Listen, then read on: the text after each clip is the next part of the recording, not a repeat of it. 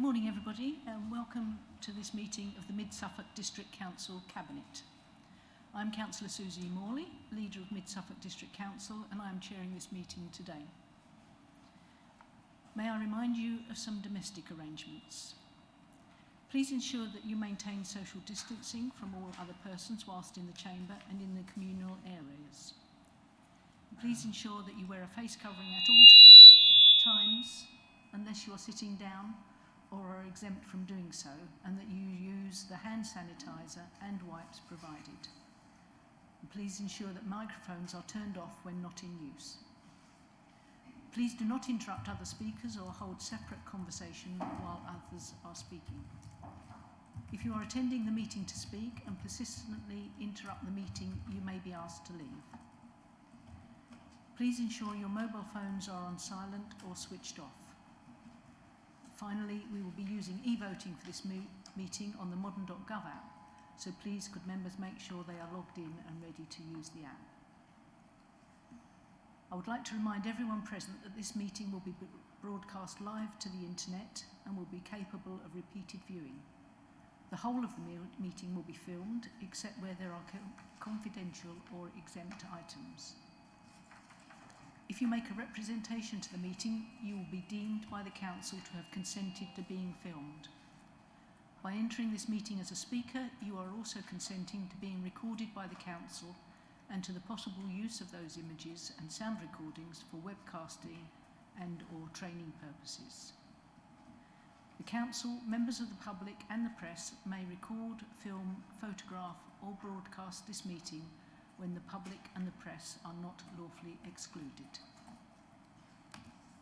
I now move to the agenda, please. Item 1, apologies for absence. Good morning, Chair. We have received apologies from Councillor Brewster. Thank you. Item 2, to receive declarations of pecuniary and non-pecuniary interest by members. Are there any to declare? Councillor Richardson. Thank you, Chair. I think I'd better declare a non-pecuniary interest for agenda item 8, paper MCA 2125, as one of the SIL bids is within my ward. Thank you, Councillor Richardson. Councillor Whitehead?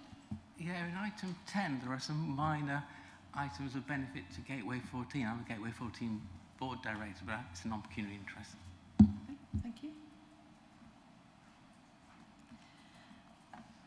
Item 3, MCA/21/24, to confirm the minutes of the Cabinet meeting held on 4th of October 2021. Are there any points regarding the accuracy of the minutes?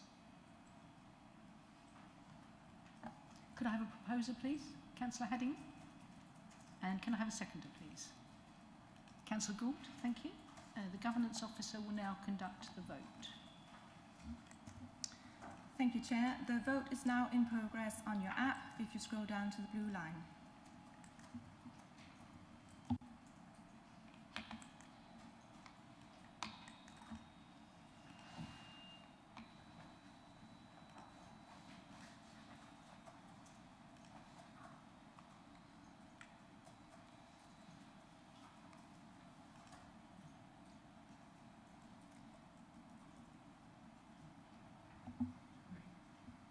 Councillor Byrne, are you able to vote on the app?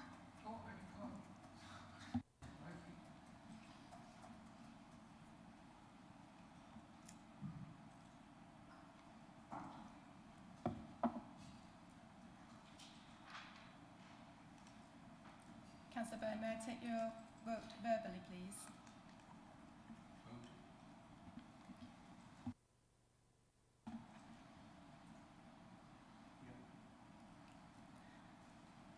Chair, there's 8 votes for. Thank you very much. Item 4, to receive notification of petitions in accordance with the Council's petition scheme. None received, Chair. Thank you. Item 5, questions by councillors. None received, Chair. Item 6, matters referred by the Overview and Scrutiny or Joint Audit and Standards Committees. There are no matters referred. Thank you. Item 7, the forthcoming decisions list. Does anybody have any comments on the forthcoming decisions list? No? Thank you.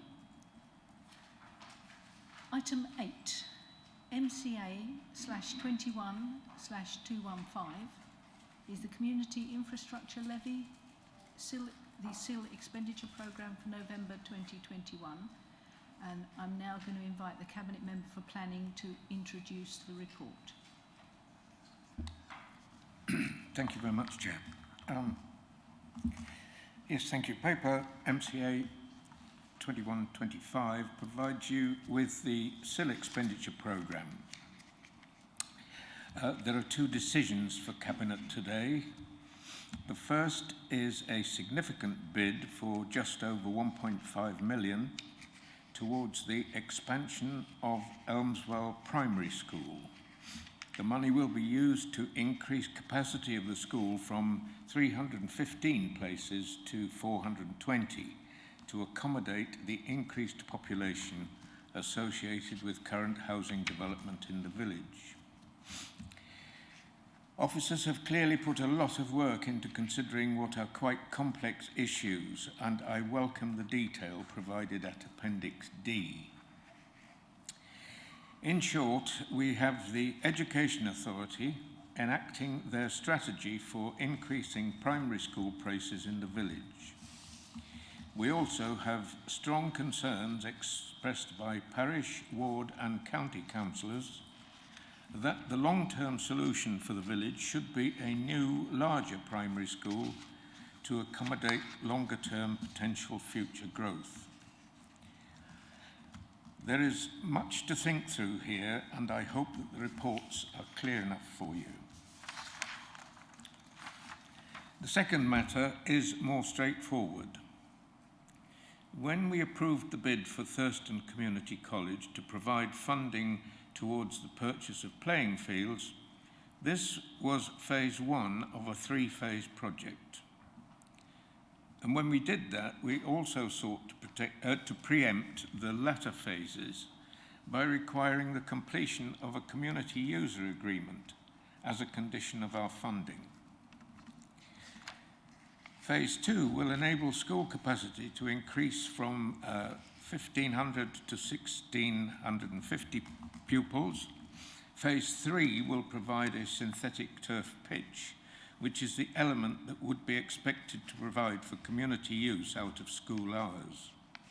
This phase is currently under review. Therefore, the recommendation is to remove the requirement for the community user agreement from the current funding and only require it when phase 3 of the project comes forward. Whilst I appreciate this has been a little long as an introduction already, I do not think it should try to explain the whole of either matter. The report addresses them with appendices B and D providing significant additional detail, and I therefore move the recommendation and look for a seconder. I'm joined by Tom Barker today and Joanne Fellows, Suffolk County Council's Schools Infrastructure Programme Manager, and Pete Mumford, their Schools Planning Manager, if you have any questions. Thank you. Thank you, Councillor. Do I have a seconder?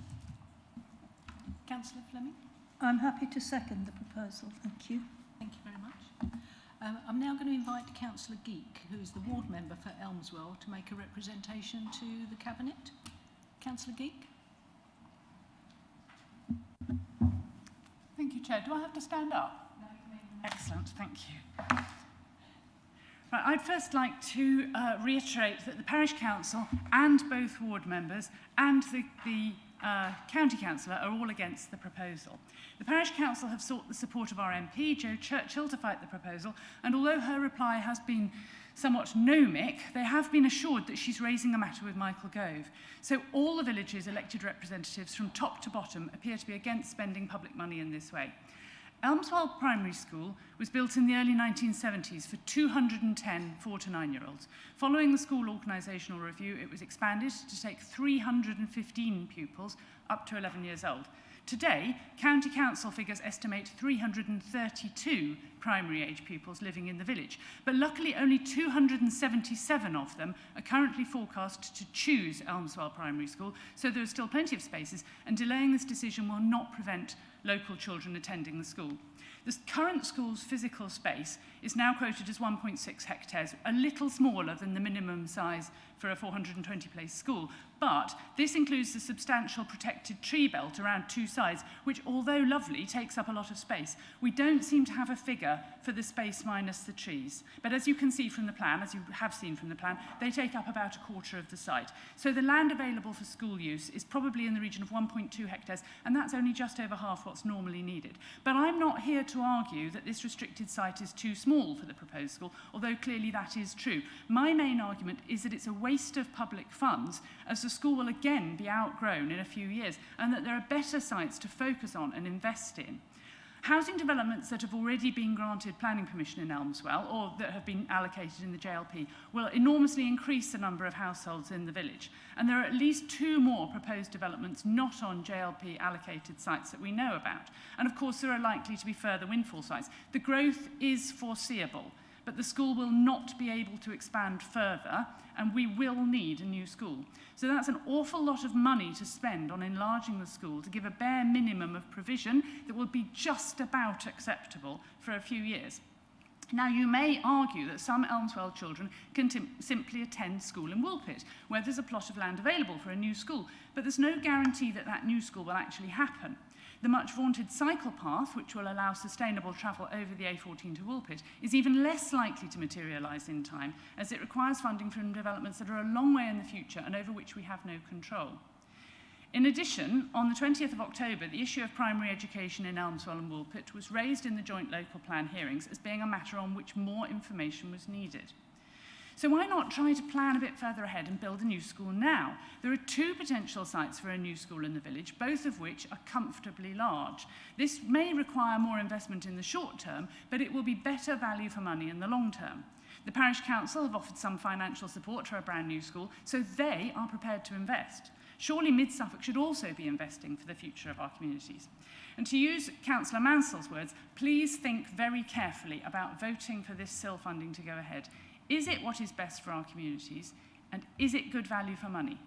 Why not have a short breathing space, reconsider, as the Joint Local Plan Inspector has suggested, and make sure that the decision taken is the right one? Thank you. Thank you, Councillor Geek.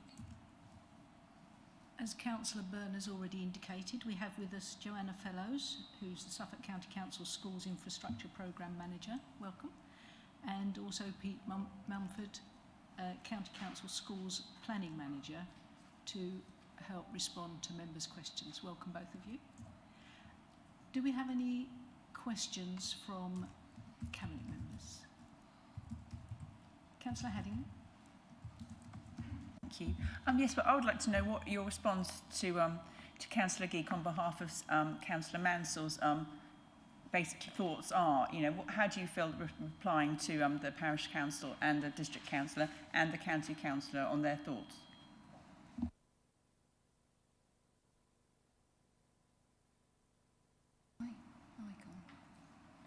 So I can deal with the detail about the site size, which we've already talked through the planning application process. So the proposal already has planning approval.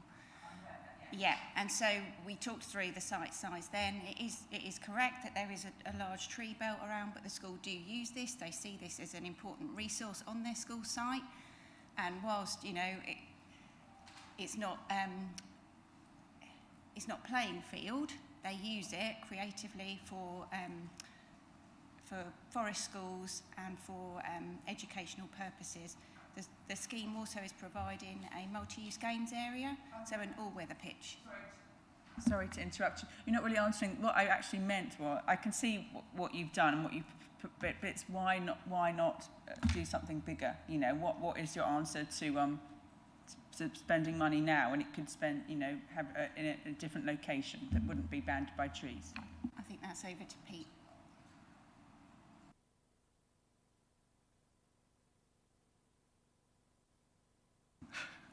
There we go. Thank you very much. Good morning, everyone.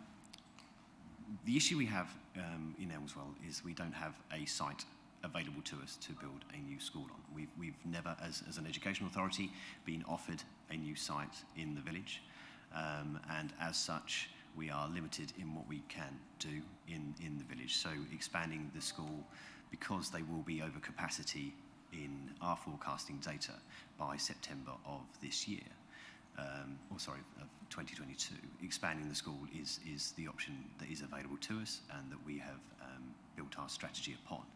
There is also obviously the connectivity with Woolpit and the fact that we have a new housing development in the village that has been proposed that has offered us a new school site.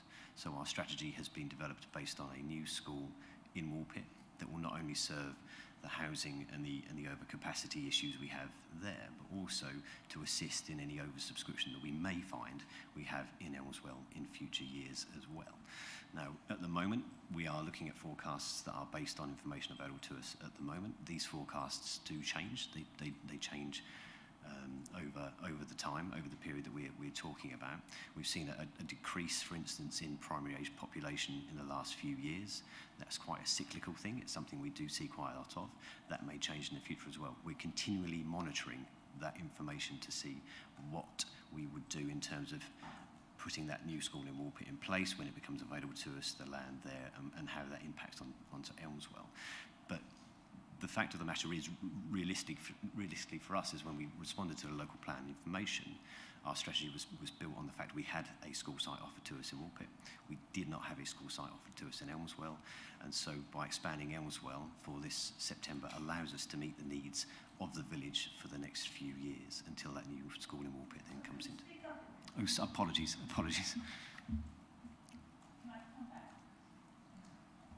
So I just wonder if Councillor Mellon has, because I was under the impression from Councillor Mansell that there had been, I'm not saying that they've been, qualified sites, but there was several sites that could be considered for a school in Elmswell. And what are you basically saying, when Elmswell is full, we expect people to take the children to Woolpit?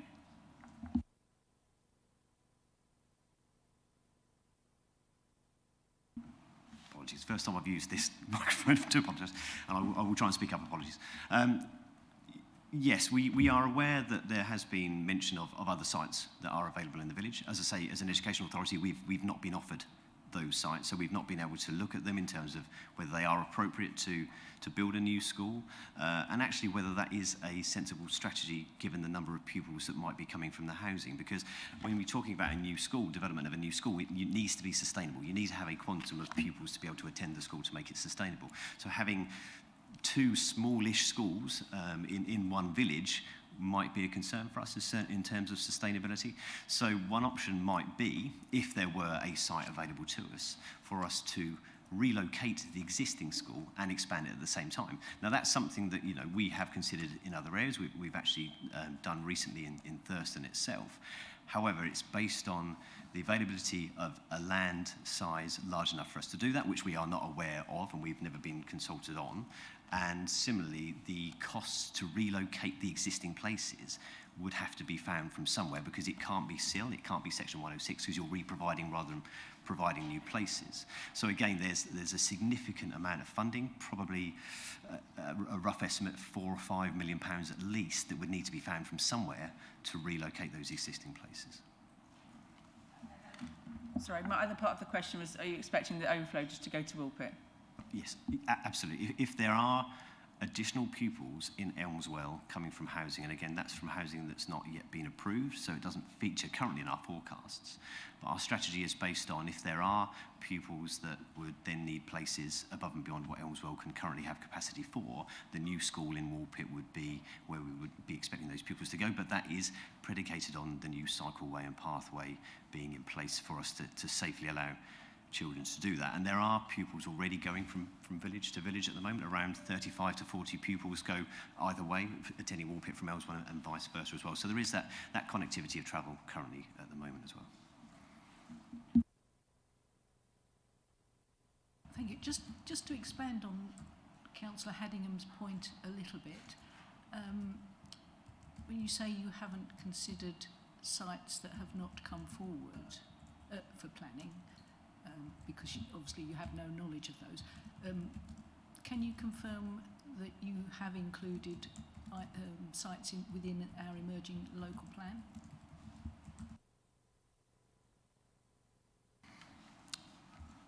All the sites that we have been made aware of in the local plan, yes, we have taken those into account. My understanding is some of the sites that have been talked about is in terms of being made available to us aren't in that particular process at the moment. So as I say, they've not come to us. Usually any new development would come to Education Authority, obviously, to then mitigate in terms of our education strategy. There have been no sites that have come to us that have offered us a piece of land large enough to mitigate a new school in Elmswell itself. Lovely. Thank you. Councillor Byrne? Yes, thank you. I'm interested in the timings of these proposals. You said a few minutes ago that it would take some years for the increased school, the extended school in Elmswell, to reach capacity. First question is, have you any estimate? I mean, I know it's a bit of a piece of string question, but any estimate of how long that's likely to take at the present rate of growth, given that Elmswell has taken, I think, most of the growth that it was expected to or will be expected to. And then after that, I'd be interested to know how long it will, correct me if I'm wrong, but I think that at present the Woolpit School is underpopulated.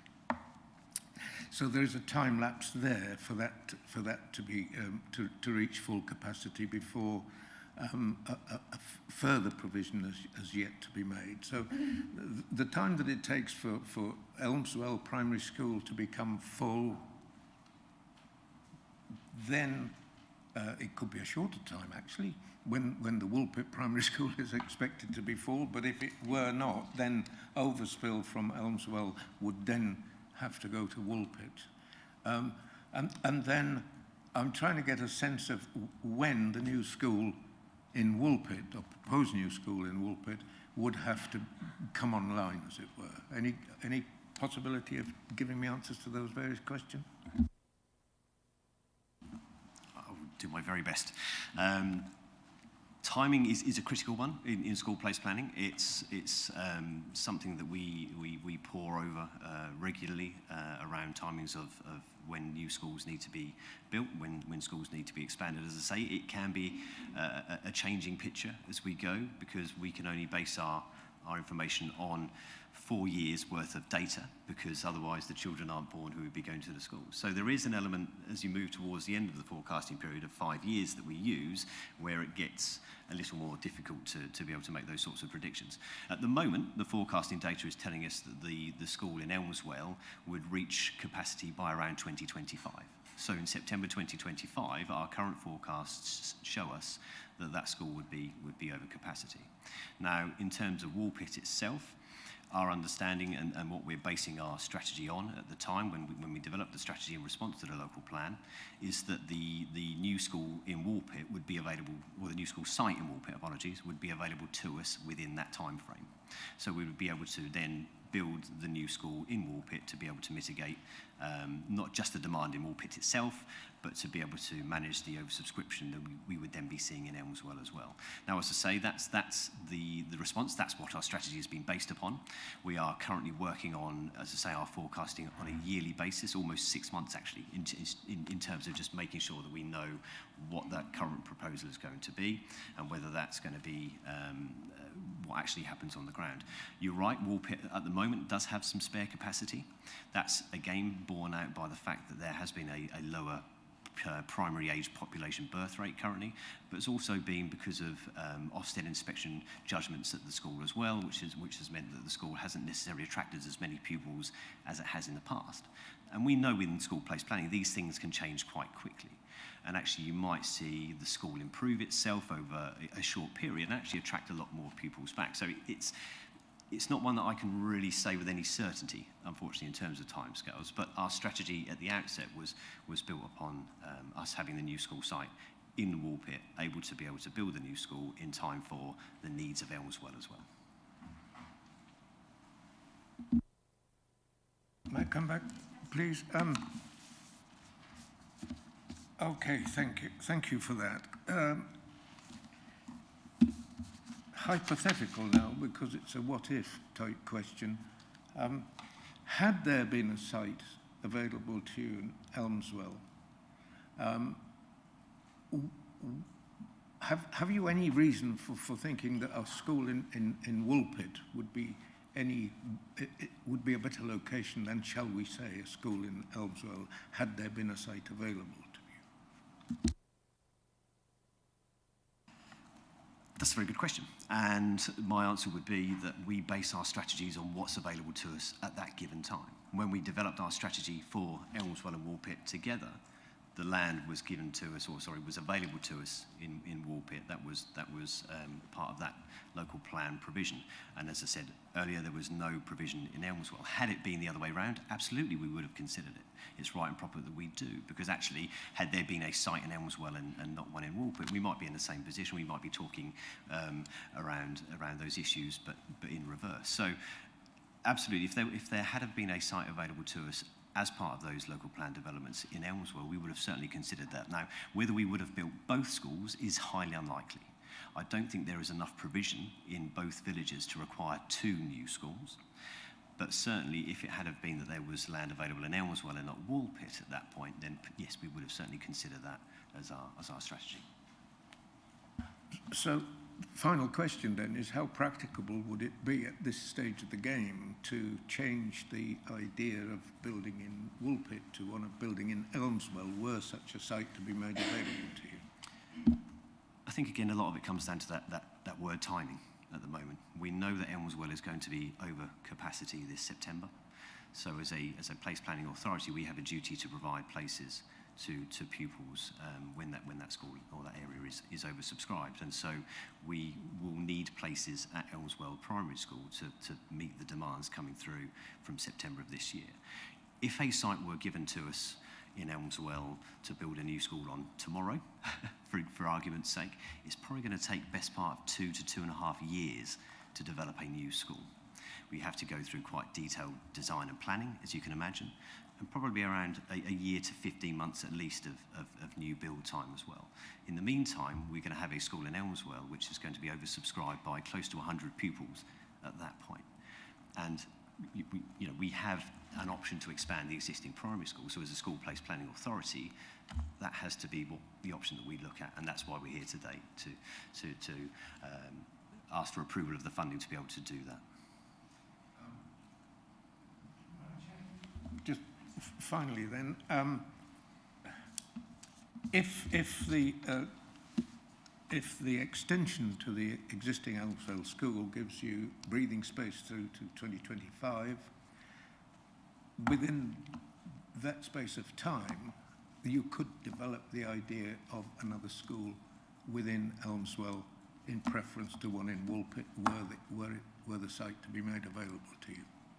Because if it takes 2.5 years, yeah, maybe, and I don't know what the build will take after that. But it sounds to me as though by the time Elmswell is full, if you were in a position to start now, which is, again, hypothetical, you could just about have a new school ready at Elmswell just as readily as you could at Woolpit. Is that a reasonable conclusion for me to reach?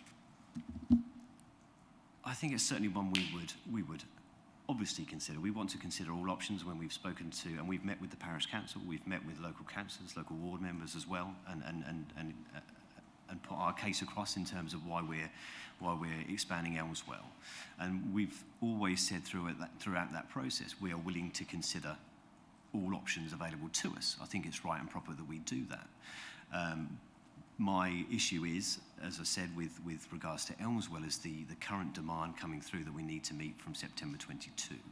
If a new school site was then available to us once that was agreed and those pupils, that demand was met, we'd have to look at that quite closely, because again, we'd have to make sure that any new school in Elmswell was sustainable as well, because you'd have a school of 420 places, you could have a school of less than 200 places possibly, given all of the other growth coming forward. So we'd have to consider that quite carefully and see how it impacted on both. But as I say, we do look at all options as best we can, but we have to have sight of some certainty around a school site before we really can get into that detail and that sort of discussion, and funding and all the other things that come with that as well. So we can try and crystal ball gaze as much as possible to a certain extent, but we do need some degree of certainty around land availability before we can really do that. So given that this authority does not control the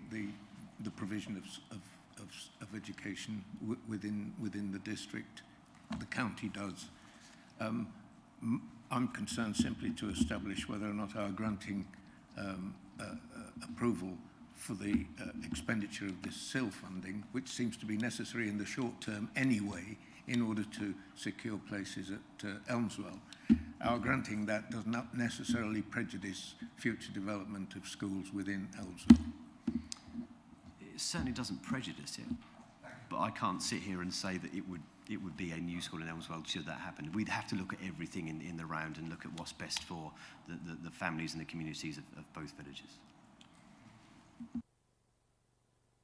Thank you. Point of information. Could I add a point of information that I'm not sure Cabinet members are aware of, given the conversation that's been happening? That one of the new school sites is, in fact, one of the potential new school sites is actually owned by Mid-Suffolk District Council, and so could be made available tomorrow. I've got a plan if anybody's interested in where it is and what size. It is 6.25 acres. I'm sorry, that's more than 2 hectares. I haven't got it quite in hectares. I'm sorry, we can't consider that at this stage. Just to let you know, thank you. Councillor Fleming, did you have a question? Yes, I did. Thank you. Thank you. My question again is to you, Peter. This is obviously, I would hope, not new ground, that you've been speaking about these issues with the school governors and the administration of the school. And what I would like you to tell us is, what is their view? I mean, in theory, I've seen in our papers that the proposal for expansion is supported by the administration and the governors. But can you just elaborate a bit on that? And based on the consultation that's happened recently, what is the overall view of parents?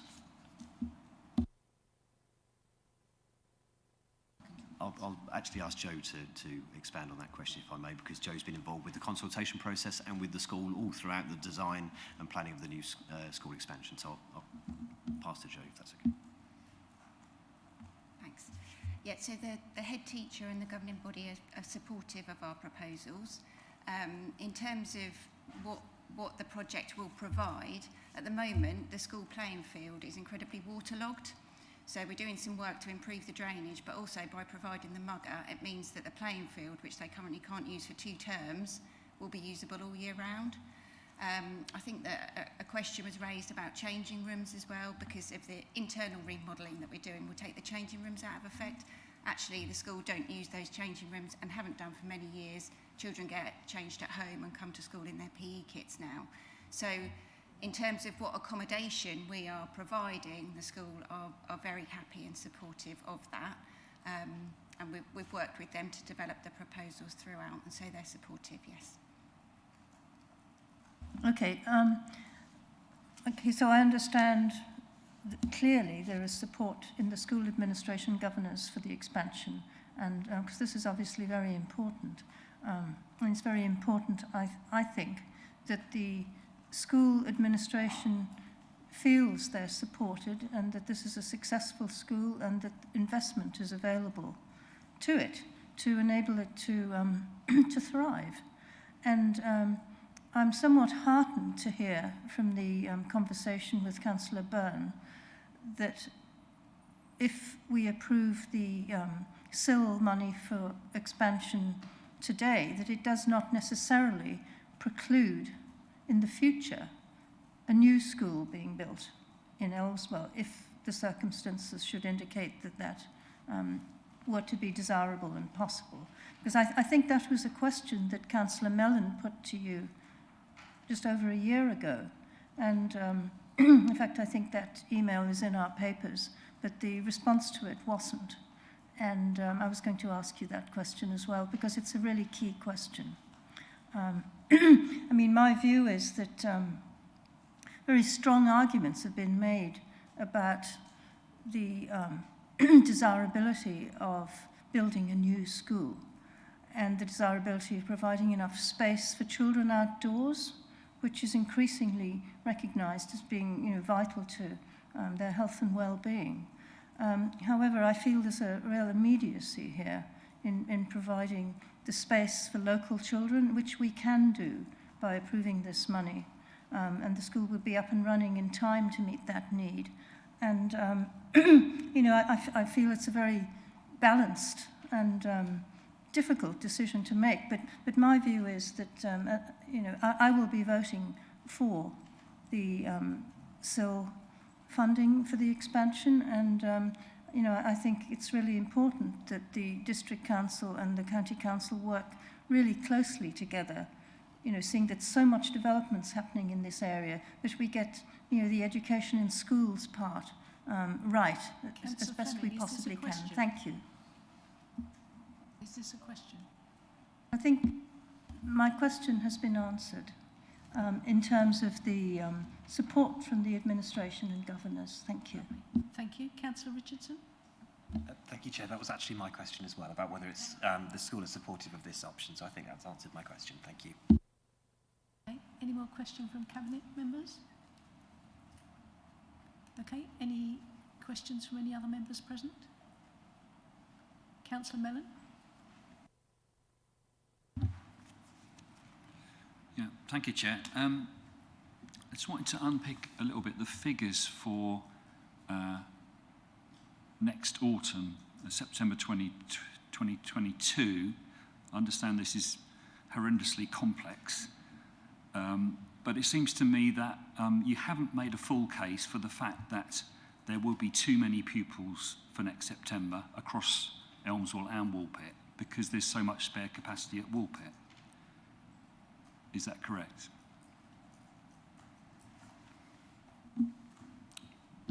Currently, there is spare capacity at Woolpit.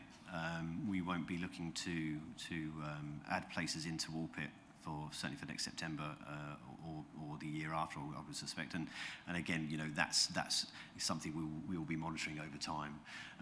But for Elmswell itself, our forecast is showing that school will be over capacity. And as we have the option to expand that school now, as a place planning authority, we believe our strategy to expand the school is what's needed and what's best for that community at this particular time. As I've said already, it doesn't preclude us from considering other options. We've been very grateful of the support we've had from planning colleagues in the District Council around our strategy going forward for Woolpit and Elmswell. It's a tricky one we've all talked about for some time. And we're really keen for those discussions to continue. We don't want to walk away expanding Elmswell if that's what happens, and leave it there. We want to consider all options that are then available to us and what's best for the community, and listening to all of the concerns that have rightly been raised.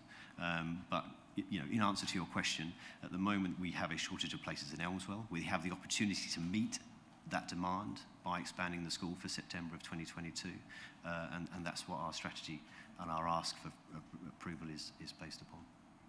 Sorry, I don't think you quite grasped my question, which is about the combined capacity across the two communities. Will you still be, if you add the two together, over capacity next September? According to the figures I have, I don't think you will be. No, that's right. Across both villages, we wouldn't have the need to have places in Woolpit as well, if you're with me, yeah. I'm going to bring in Tom Barker. Yes, thank you. I just wonder on this point, which goes, I suppose, to the issue where the long-term strategy is to consider the two villages and the combination of schools between the two villages, and the longer-term solution of a new primary school in Woolpit that may potentially serve some children who live in Elmswell is predicated upon the provision of the new walking and cycling link. So the kind of the cohesiveness of the strategy, I suppose, is to encourage walking and cycling to school where possible, and the new school in Woolpit would be timed at a point when that pedestrian link is in place, whereas the existing school in Woolpit, I think, is more distant from Elmswell because it's further to the south of the village, and would therefore be one further. But if you were looking to take children from Elmswell into Woolpit as of September 22, that walking and cycle link wouldn't be available to provide better connectivity between the two villages. So I'm not sure that's necessarily a determinative factor, but I suppose I just wanted to kind of play that out in terms of the strategy is to see 3 schools serving the 2 villages, but it is also to see better walking and cycling links between the 2 villages, and in advance of those better walking and cycling links between the 2 villages, if you're kind of, I suppose, just, I'm perhaps taking the thinking of Councillor Mellon that, well, if that's a good solution for the long term, why isn't that a good solution for the immediate term of September? And I think that pedestrian and cycle link, the absence of that in September 22, would, I suppose, weigh against a preference for using the long-term solution in the more immediate term. If that's, I just wanted to kind of just put that in case it's helpful in terms of Councillor's thinking. Councillor Mellon? Thank you, Chair, and I very much appreciate that point. As a question again to Pete, it seems to me from what he said that the expansion of the existing school somewhat undermines the case for a new school in Elmswell because the numbers then don't add up. So it seems to me that this proposal potentially prejudices a 3-school solution of 2 schools in Elmswell and 1 in Woolpit. Would that be correct?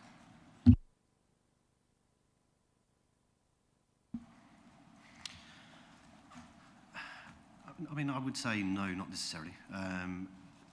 As I've said, we are looking at 3 schools, as Tom's rightly pointed out, across the 2 villages. I think 3 schools in the village to serve the development that we know about now, that's been sent through to us to comment on and devise strategies for. The 3-school option is the one that we are certainly looking at. Now, as I said, it is about the place planning. As I say, we don't quite know where Woolpit Primary School itself is going to be in 2 or 3 years' time. It might be that we see additional pupils attending the school that we aren't currently predicting, because, as I say, those forecasts can be quite cyclical and can change quite rapidly. So it's something we'd have to monitor over time. At the moment, our view is expanding, as I said before, Elmswell expansion is what's needed to meet the immediate demand. We have the option to do that. We have a sound option based on the information, the design, and the buy-in of the school and the governance of the school as well to do that. But as I've said before, we can't preclude anything from being considered.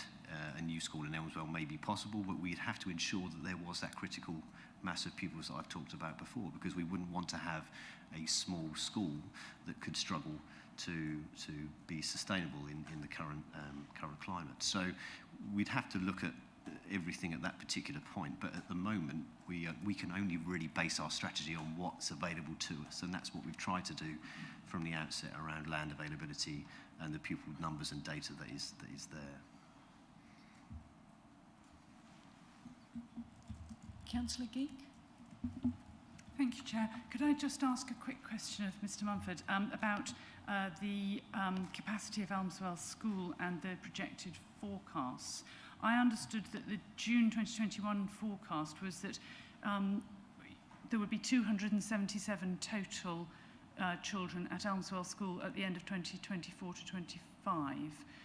277 is less than 315, and we're going to be 7 spaces a year for, up until 2025. And that was the June forecast of this year. Do I have those numbers wrong? Forecasts that I have, and we update our forecasts in the summer of every year. That's to take into account all of the new NHS GP registrations data, current trends and what have you. We update our forecasts in the summer of every year. It's also based upon the completion of the school admissions round, that we then have certainty on how many pupils are going to be at that school the following September. So the forecasts that have previously been shared will have been probably the year prior to that. The forecast that I've got here that's sitting in front of me now shows that for September, 24-25, was that the year? Yes, in July of this year, I made a note that the June forecast of this year was 277 total children at the school in a 315 capacity school, and that there would be 7 places available a year, and that you didn't expect that to change until 2025, before 2025. Forecast to stay the same until at least 2025. Current intake of 38 per year, so spare capacity of 7, and that's forecast to stay the same until at least 2025. The PAN, the annual intake at the moment, is 45, so as the current intake is 38 per year, that's where that spare capacity of 7 comes from. Okay, yeah, I'm with you now. Apologies. Yeah, I think I know what figures you're talking about. So that's the catchment population, looking at the catchment population at the school area and how many actual arrivals we would expect in every September. We've now, as I say, with the forecast for this year, we've added in those pupils that have arrived from housing that's already being developed as well. So actually, we're forecasting the intake to be, in 21-22, for instance, we're forecasting a reception intake of 55 pupils. Oh, so that's changed a great deal. Yes. Since so which forecast? That's not the June 2021 no, forecast? No, that would have been the previous year's forecast. Since then, obviously, we've had pupils already arriving from new housing in the village, and some of those trends are changing as well. It is a popular school. You know. Okay, so when you said when you said a few months ago you weren't expecting anything to change until at least 2025, you've been surprised by this, have you? I'm not entirely sure I meant it in that context, yes, if I'm completely honest. I'm not entirely sure. Again, apologies. I know this was a meeting we had some months ago, but the issue of the oversubscription at Elmswell has always been there. Yes, sorry to interrupt. It's that the current, the higher year groups are larger, and so the current pupils on roll are 292, but because those high year groups are larger, you're expecting the roll to drop a bit. As you go down, and now it seems to be that you're expecting it to go up a bit. So I can quite see that these things do change fast, but I'm just surprised they've changed this fast. No, I mean that's... And if they have changed this fast, may they not be, again, changeable? I mean, I know that you can only forecast what you can forecast. I think, I mean, it's evidence the point I've made all the way through, that school place planning is an ever-changing beast, and we do try and make sure that we calculate in all possibilities within reason, but it's really, really difficult. We have seen a slight increase at Elmswell in terms of their applications and their reception arrivals over the next few years. We're predicting it to be anywhere between 47 and 60 based on what I've seen here over those next 5 years. So as I said, the school is going to be in 24-25, for instance, we're expecting the school to be at capacity. They reached there last year before we then need to consider what the other options are in terms of the new school in Woolpit or something else in Elmswell, whatever we are available to us and to consider at that point in time. But certainly we have seen, as I say, some of those areas where we have seen pupil forecasts drop from the primary age population. We're starting to see some trends of that beginning to reverse slightly. So yes, we are expecting larger year groups than we probably previously had in our forecasts.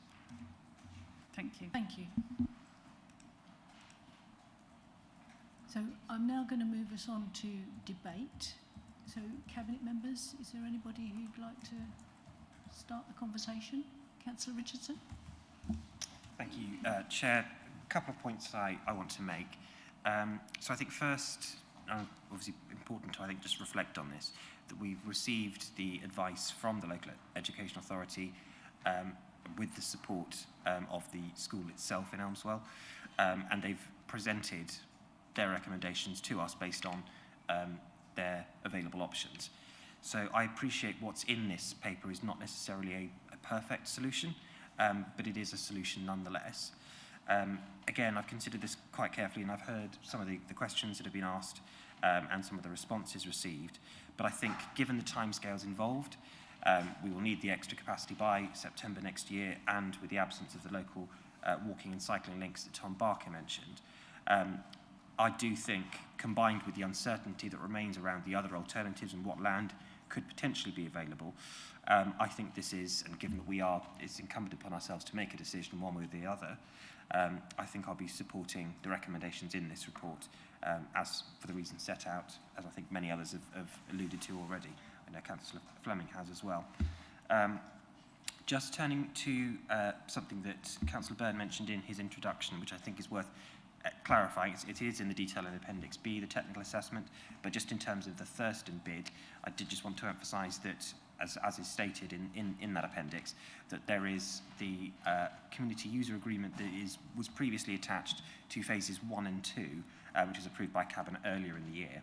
However, my understanding is that the fulfilment of that agreement has delayed the progression of this bid, and so while community access isn't directly relevant to phases 1 and 2, the expediting of this process is the reason for the removal of this agreement as for this part of for this stage of the bid's progression. But it is worth, of course, emphasising that it will remain a condition and a requirement for phase 3, which will be the delivery of the all-weather pitch, which is obviously the bit that the community will be wanting to access. So I think it's just important emphasising that as part of the debate, that it will be included in the bid, but just rather at a slightly later stage. But on the whole, yes, I will be supporting the recommendations in the report. Thank you, Chair. Thank you, Councillor Richardson. Councillor Fleming, did you want to comment? Yes, thank you. Thank you very much, officers, as well, for clearing up a lot of points that I'd really been thinking about. I mean, I think it's clear that the possibility of a new school in Elmswell is obviously highly desirable, but unfortunately impractical to make the immediate needs of the school and the local area. And I understand that the area allocated for the school isn't ideal, but it does seem that this opportunity also allows us to improve the opportunities for physical activity by providing more all-around outdoor activity, and I think that also is really important. I put a lot of weight on the fact that the proposal is supported by the school administration and governors, as Councillor Richardson has said.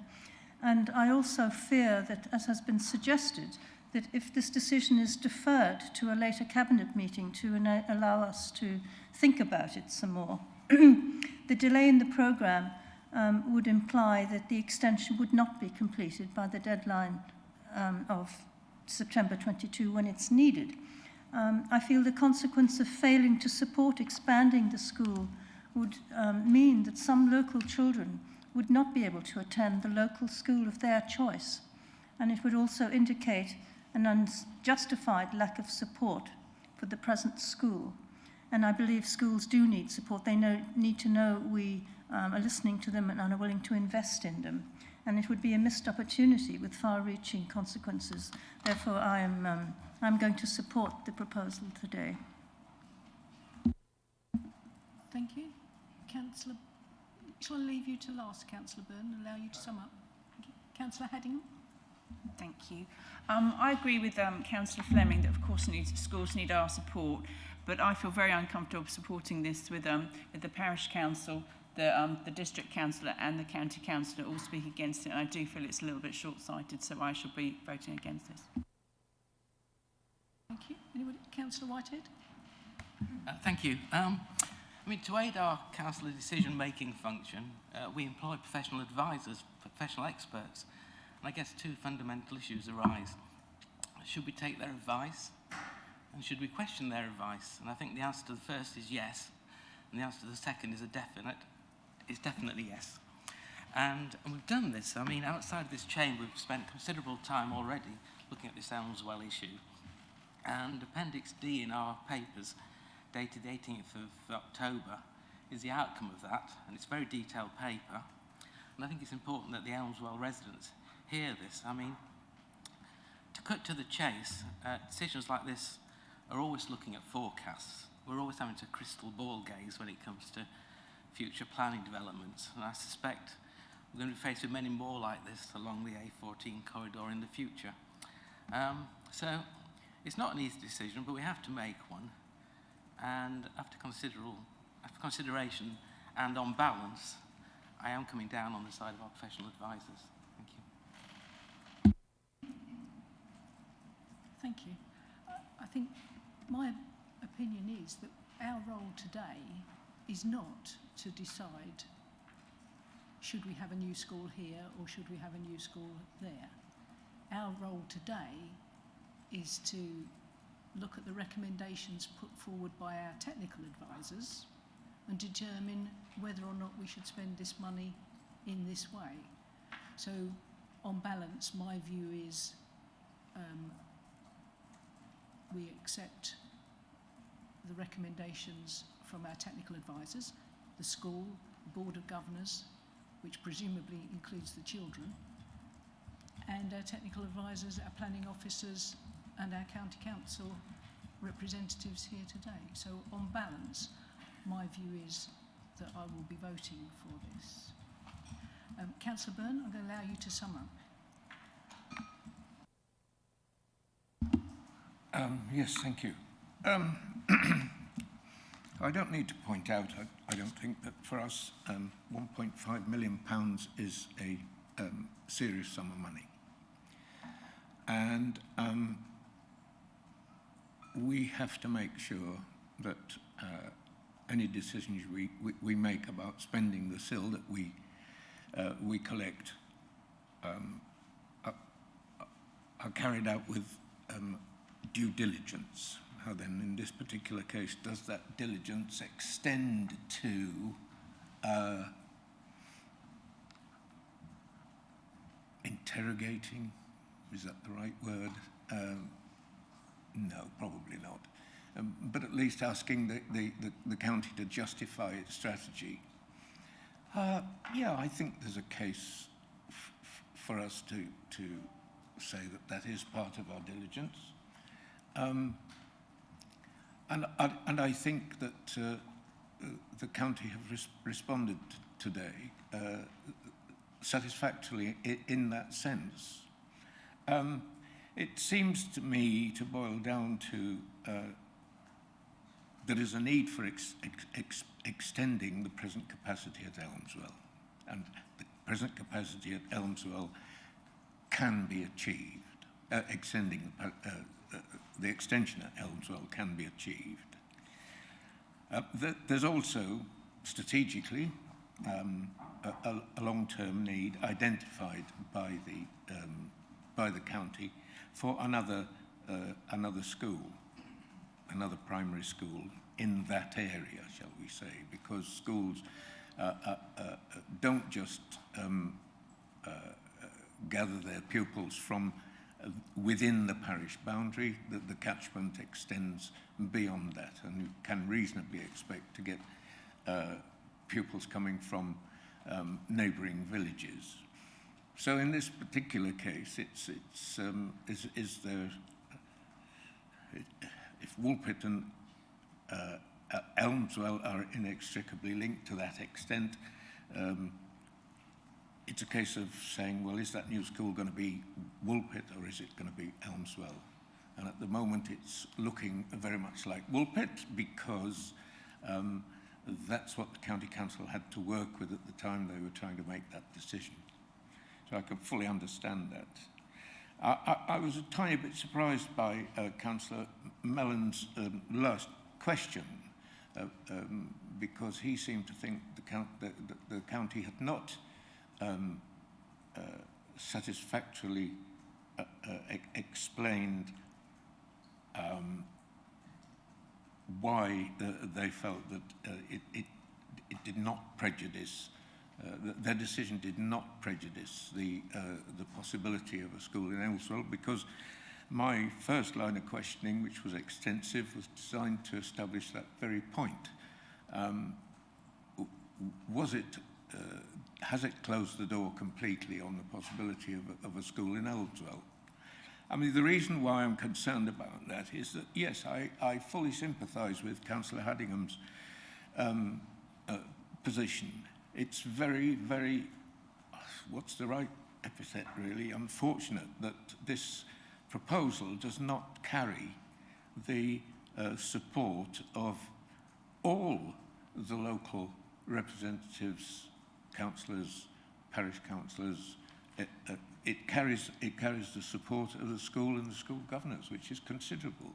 But unfortunately, it doesn't carry the support of the other members, if you like, of the governance in the area. And I find that unfortunate. I mean, it would be nice to think that we were all pulling the same direction, and it's difficult that somebody or a group is pulling in the opposite direction, which is why I wanted to establish whether or not the door had been completely closed on a new school in Elmswell. So, given that there is a need, an immediate need, and given that this is a means of meeting it, I think I am inclined to support it, but would ask the council please to bear in mind that there is considerable opposition to it in Elmswell. Councillor Geek has told us that there is a site available, and it's available now. So please, it won't affect my vote, but please, all I would say is I would ask you to look into the possibilities of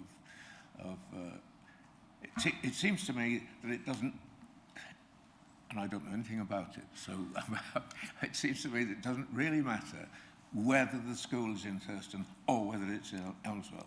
If it's in Elmswell, no doubt many people in Thurston will be disappointed. If it's in Thurston, Woolpit, I beg your pardon. If it's in Woolpit, then obviously there are people in Elmswell that are going to be disappointed. So you can't please everybody all of the time. But please do look into that possibility. There seems to be site available in Elmswell. There seems to be a lot of support in Elmswell. However, the bottom line for me is that I feel we should be supporting this motion.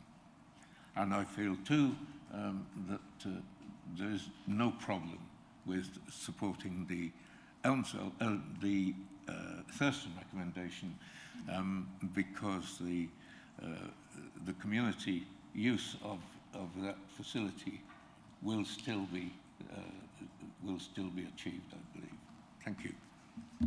Thank you, Councillor Byrne. And just for clarity, the site mentioned by Councillor Geek should form no part in our deliberations today. It's not relevant. I'm going to take the recommendations, the voting separately, to give everybody the greatest possible choice in how they vote. So item 3.1, I'm going to split into two votes. One for the Elmswell Primary School, increase from 315 to 420 places. And separately, I'm going to take the Thurston additional land and school community facilities. And then recommendation 3.2, I'm going to take separately as well. So I'm now going to ask the Governance Officer to conduct the vote. Sorry, can you just explain that again? You know, I'm just, because I'm opening the yes, the recommendations on page 12, 3.1, I'm going to split 3.1 into two separate votes. So Elmswell, we will vote separately from the Thurston. And then that also, the knock-on effect of that is also that 3.2 will be taken separately as well. Okay. Thank you, Chair. The first vote is now in progress, and that is the vote for Elmswell.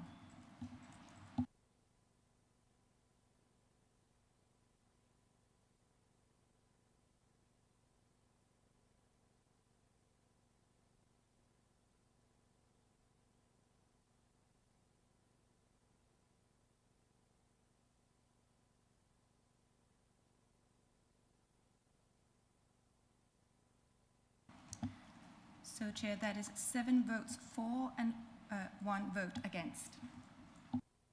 Thank you. And the next vote?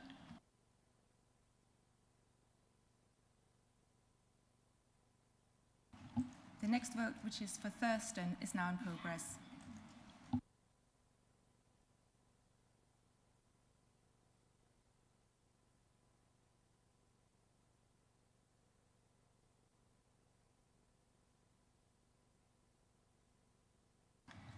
And Chair, that is 8 votes for. That's unanimous.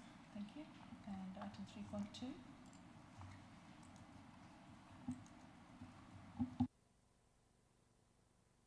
3.2? Sorry, and that vote is now in progress as well.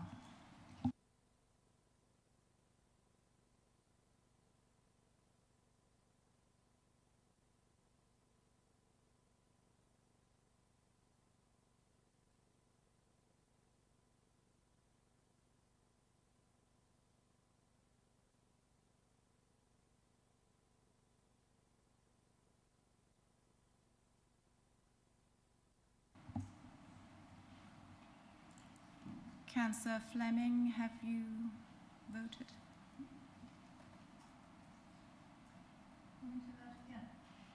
Yes, please.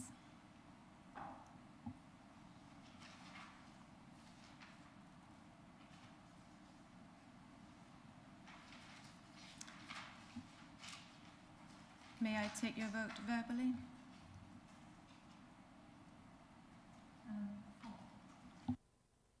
That is 8 votes for, Chair.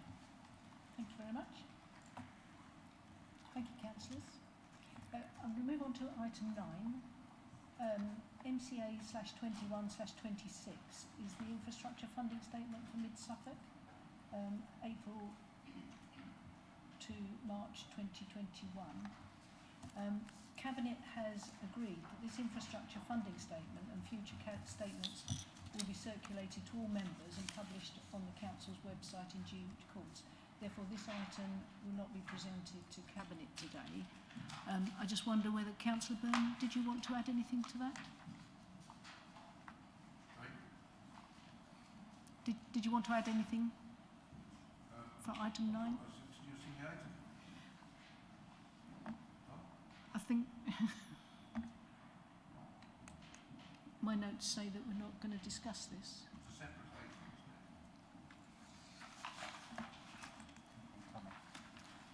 Sorry, Tom. If it helps, certainly this item was discussed at briefing and there was an agreement that it didn't need to come to Cabinet, it would simply be published. It is simply a statement of fact and the recommendation was solely for noting. Given that it did make its way onto the agenda, I was uncertain whether it would be presented and whether councillors would take a vote to note the item, and therefore did talk through with Councillor Byrne what an introduction to the item might look like.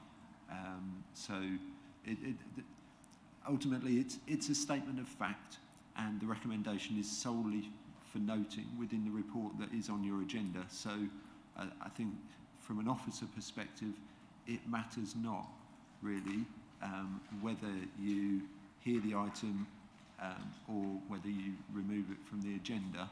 Certainly it went through briefing and there were no questions or concerns about items that are on it. So for reasons of transparency, I suppose, given that it was on the agenda, you could simply note the item and Councillor Byrne could introduce it, or given that it's a statement of fact without a decision to make, you could simply do as you suggested when you introduced it. Councillor Byrne, how would you like to proceed? Was that proceed? Proceed. Proceed. Well, okay, because I think I should. It is an agenda item. I think viewers of this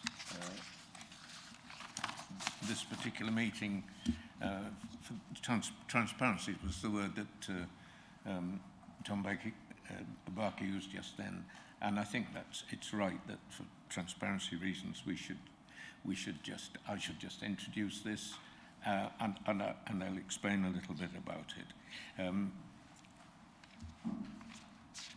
Albeit this is a much shorter item than the previous one, There has been a huge amount of work carried out by officers on this one as well. It takes an awful lot of putting together. When government amended the SIL regulations in September 2019, they introduced a requirement, and it was a requirement, to publish an infrastructure funding statement. Now, this is essentially a monitoring report on what SIL money has been collected and spent, what Section 106 money and other obligations have been achieved, and what money has been sent to parishes, what projects have been supported, and what projects are expected to come forward. This report is simply asking that Cabinet note the contents of the statement and that it will be sent to government and published on the Council's website. There is a lot of information within it, but it's essentially, as Tom said, a statement of fact for the period April 2020 to March 21. But because it is simply for noting, and it is something that we have to produce in any event, and it is a statement of fact, given all these, I propose that this is the last time we bring this report to a formal Cabinet meeting. It's important and interesting information, but there's no decision for us to take. We have to publish the information, so it has to come before you for noting. But in future, we will send it to all councillors for information, publish it on our website, and provide briefings if they would be helpful. But we will not be bringing it to Cabinet after this particular occasion. On that basis, I move the recommendation, which is simply to note the paper, and I just ask for a seconder for that, please. Thank you, Councillor Byrne. Do I have a seconder? Councillor Gould? Thank you. So I'm going to ask Governance Officer to conduct the vote for 3.1 and 3.2 together.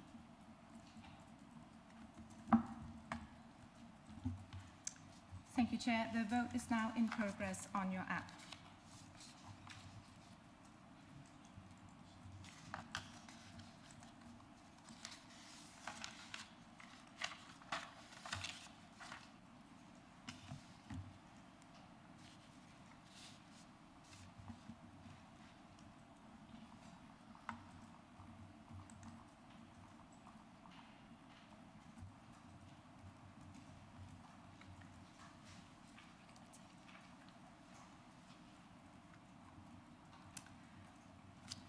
Chair, that is 8 votes for. Thank you very much. I'm going to call a break now. We've been going for almost an hour and a half. So if we break now and reconvene at 12 o'clock, we'll start again at 12 o'clock.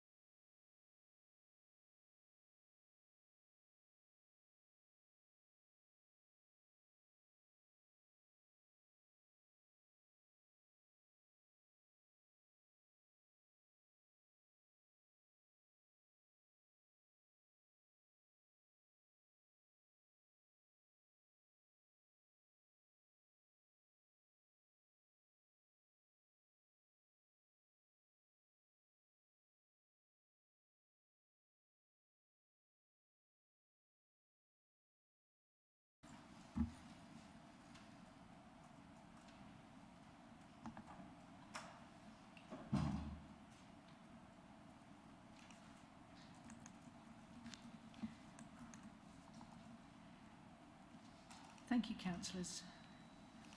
We're now moving on to MCA.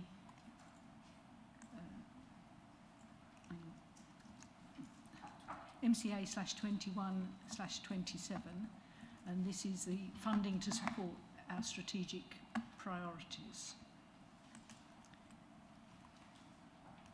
I'm delighted to present these proposals for just over £5 million worth of investment to support our district to thrive over the next few years and to recover well from the impacts of the COVID pandemic.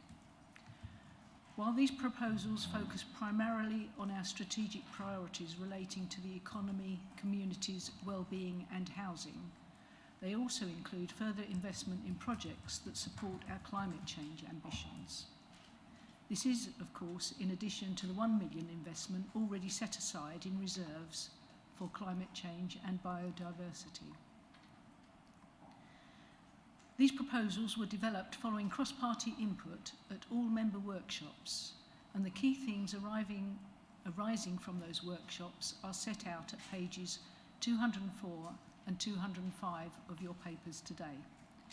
I would like to put on record my thanks to members of all parties for your contributions. This package of proposals supports business growth and innovation, enables new and higher level skills, increases apprenticeships and the rollout of faster broadband. It tackles homelessness and provides support to homeless people beyond just a roof over their head. These proposals also support more sustainable housing, reduce fuel poverty,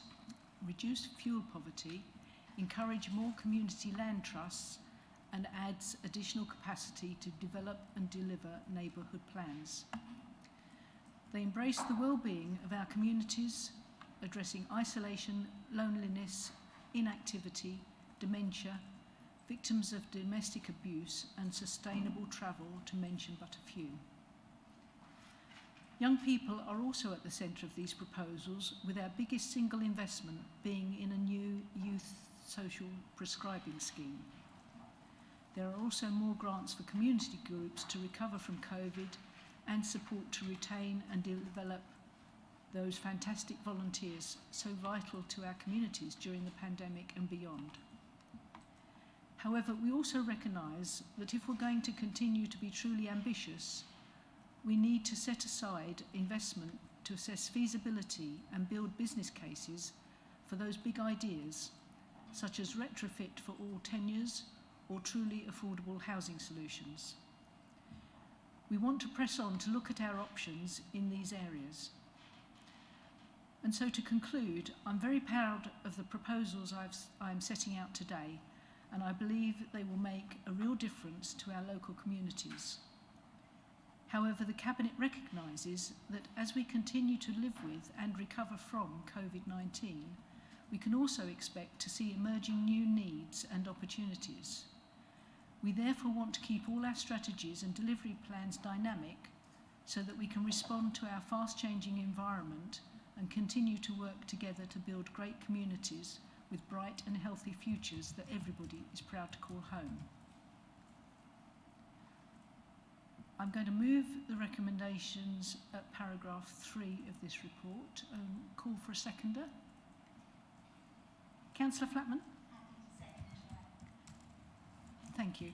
And I'm now going to ask or invite each of the 4 portfolio holders to say a few words about their portfolio in this matter.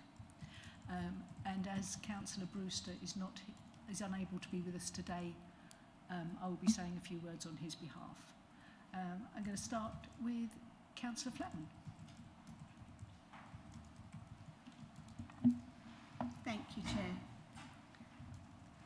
As the Chair has just pointed out, our vision for communities is great communities with bright and healthy futures that everyone is proud to call home. Our mission is to provide strong, proud, inspirational leadership, striving for excellence and together building great communities for everyone to live, work, visit and invest in. The community's strategy is communities that thrive now in the future, built on balanced and targeted range of services, and support equally accessible to all our residents and their future generations. Delivery. In recent years, Mid-Suffolk District Council has developed and adopted a community strategy, a wellbeing strategy adopted on the 23rd of September, and a leisure, sport and physical activity strategy. The next steps. Each strategy will have a delivery plan that complements each other, designed to ensure that the agreed priorities outcomes are realised. The funding will help in supporting and realising our aspirations, as reflected in many of the initiatives and proposals as set out in the report. Additional grants to increase community resilience and recovery from the impact of COVID-19. Neighbourhood planning emerging needs grants, 250,000.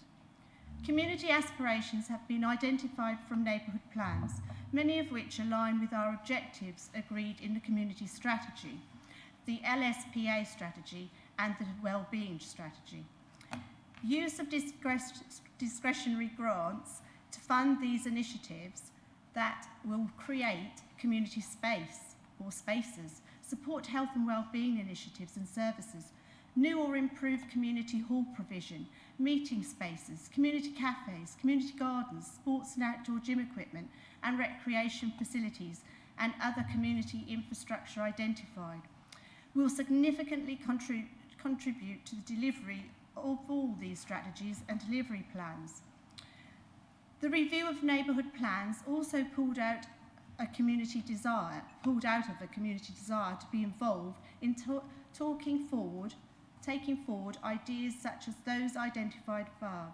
Supported by the councils, communities would be enabled to contribute and steer the delivery and sustainability of community improvements and infrastructure, further contributing to the council's ambitions to encourage a skilled, knowledgeable and enabled volunteer base.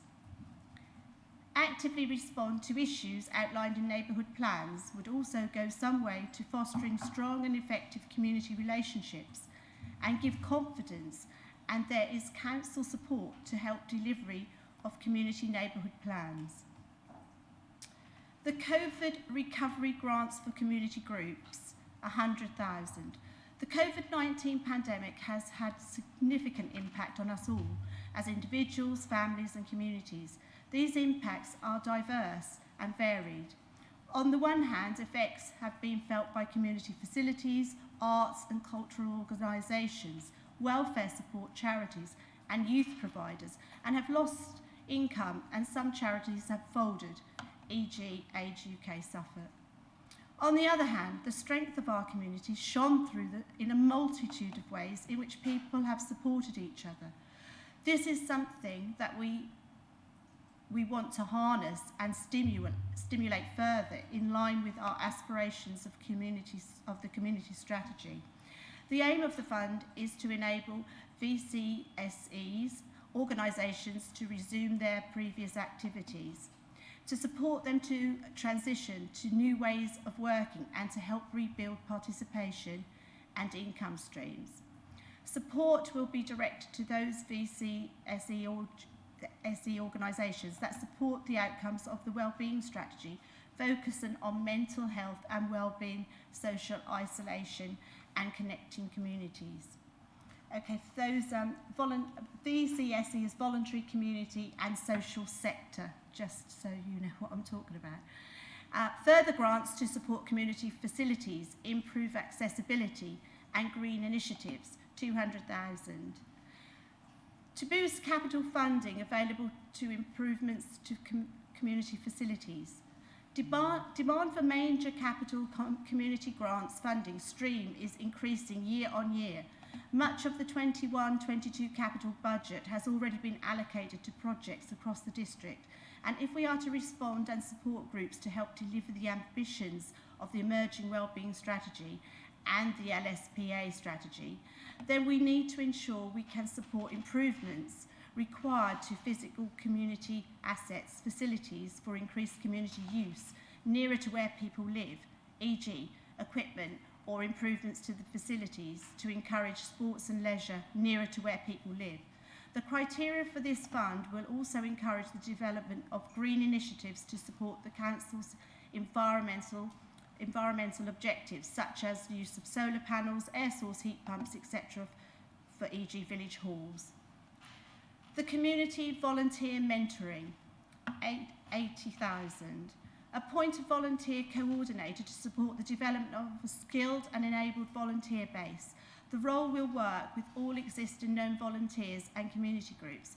Review where there may be quiet patches across the district with regards to volunteering and work to establish new groups.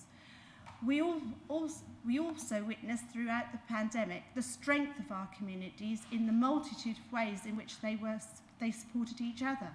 This is something that we want to harness and develop in line with our community strategy. Work with volunteers and organisations such as Community Action Suffolk and established VCSE organisation to understand what tools, training and incentives may need to be developed to encourage a diverse range of volunteers and ensure their sustainability. The role would also work with our other teams to create projects in support of the wellbeing strategy, building into our proposals exciting opportunities to the volunteer. The role would also offer support to increase the skills and capability of our local sports clubs, upskilling of the leisure operator volunteer base to support delivery of targeted and specialised health and wellbeing interventions and more inclusive service. Thank you, Chair and members. Thank you, Councillor Flatman, for the communities. For the economy, theme 1 is about improving the aspirations of young people. And this theme is around how we provide support and inspiration to young people to encourage them to have aspirations for their future and take their active place in the workforce as they grow up. Theme 2 is around increasing innovation, growing business and raising skills and high-value jobs, and supporting businesses to grow, innovate and reach new audiences. Already we have some exceptional businesses in mid-Suffolk, but to ensure that our economy grows in the future, we will need more innovative and aspirational businesses opening in the district. And of course, Gateway 14 will support that. This theme will support much of the need for additional infrastructure. For example, ultra-fast broadband, the business case for an innovation and skills centre at Gateway 14, and extending and diversifying the innovation hub model in Stowmarket and as well. It also provides the opportunity to target apprenticeships for sectors with skills gaps, as well as the partnership with Essex University to deliver the knowledge transfer programme for SMEs. Theme 3 is around sustainable travel. I think this one speaks for itself, but it's to ensure that we have the finance to support sustainable travel, which is currently being worked on. Theme 4 is around the town centre visioning work. And again, this does speak for itself, but funding for the town centre vision work for Stowmarket, and Needham Market will help to ensure customer footfall and attraction to those towns to help make the businesses in them more successful. Theme 5 is around support for key COVID recovery projects and being bid ready.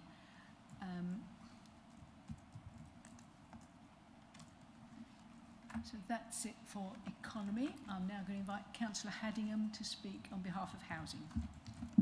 Thank you.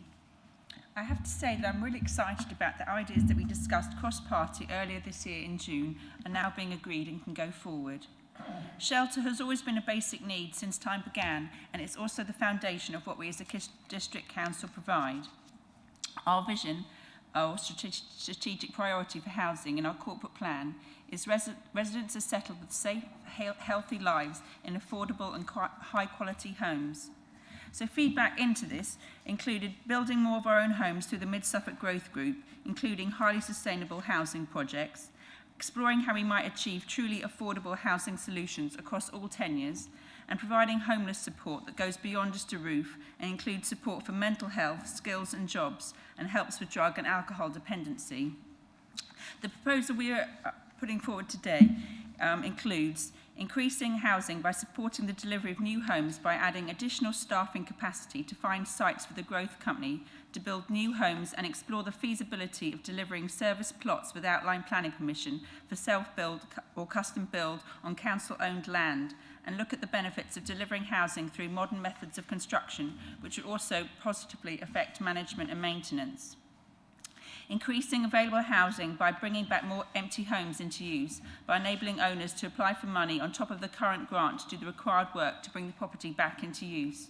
An additional officer to work proactively on these cases and then promote any owners wishing to rent to utilise Central Suffolk lettings. The development of a community trust loan fund to encourage an increase in community-led affordable housing for local people by helping with the deposits needed to enable them to attain mortgages, allowing more residents in need to access homes in their local communities. An increase environmental standards in our own and others' houses, an absolute win-win situation where residents will live in more energy-efficient homes, and it will also support our targets in the carbon reduction management plan. In the private rental sector, targeting landlords with the lowest EPC ratings and creating a loan scheme to fund the works to improve them, and by commissioning a feasibility study for building new housing of an environmental exemplar standard. This would demonstrate the Council's ambition to carbon zero and lead by example in response to the sustainability agenda. Learning from this could be shared with developers regarding future design and viability of new housing standards. Expanding Central Suffolk lettings by increasing cash incentives to landlords and rental top-ups so more residents can access the private rental sector.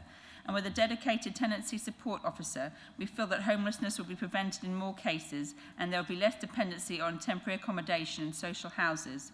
This will not only have a financial benefit, but will have significant benefits for residents, enabling them to remain living close to schooling, employment and supply networks.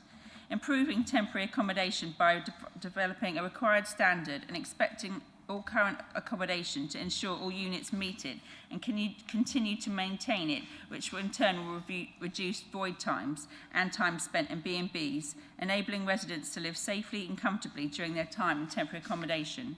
Creating an employment advisor for the homeless to give them dedicated support to training and employment opportunities, including apprenticeships, which will reduce the likelihood of residents returning to the streets, and expanding the adult social prescribing model to increase their well-being and health.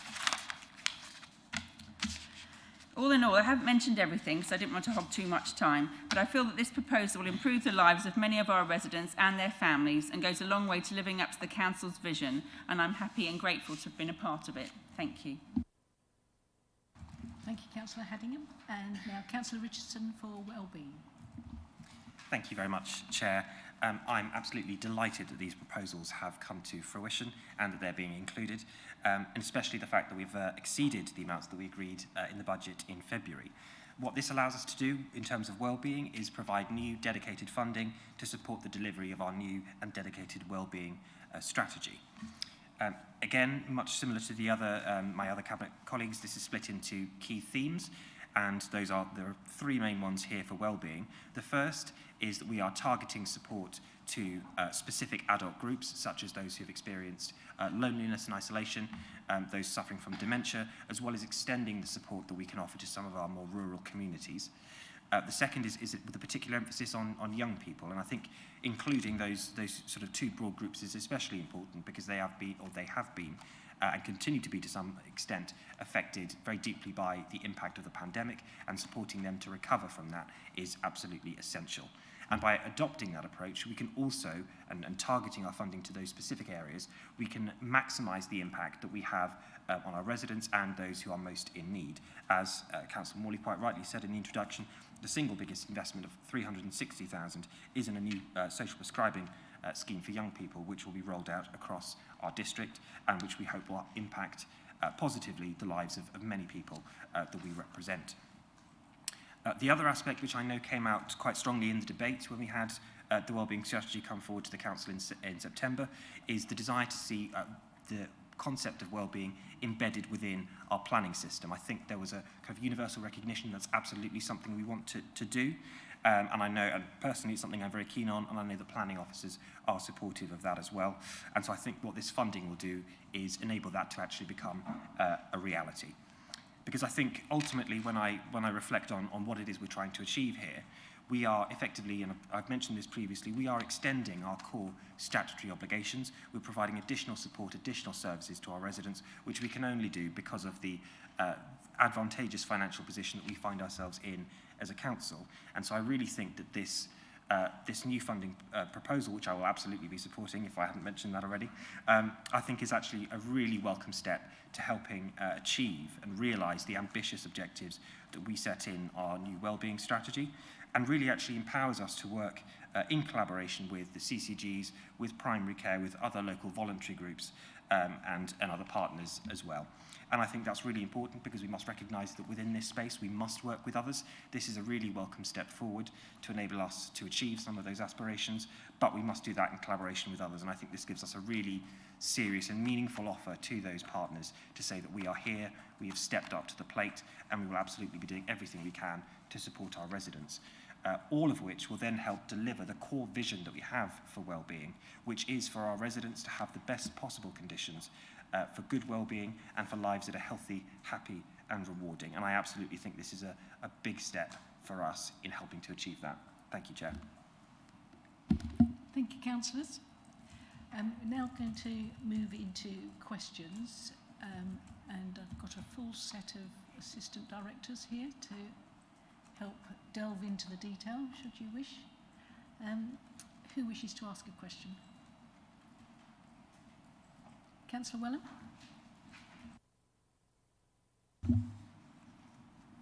Thank you, Chair. I've got several questions.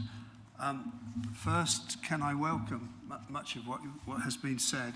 Wasn't it a brilliant idea, whoever had the idea, that we should spend some of this money instead of keeping it in jam jars? So I welcome this. One of the questions is around staff resources. What steps are being taken to recruit additional staff? We see through looking at the themes, a significant number of extra staff will be required. Are we taking steps to recruit them now?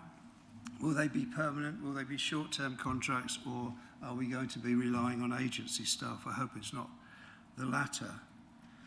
Do you want to take the questions one or two at a time? Or? I think we'll take them one at a time. Okay. So, well, that one stands alone. Some of the others, there's a theme through them. Okay, I'm going to invite Arthur to respond to that one. Thank you, Chairman, and thank you, Councillor Wellham, for the question. So in terms of recruitment, clearly Cabinet hasn't approved this yet, so nothing has started in terms of the recruitment to those posts yet. It's subject to that being approved today.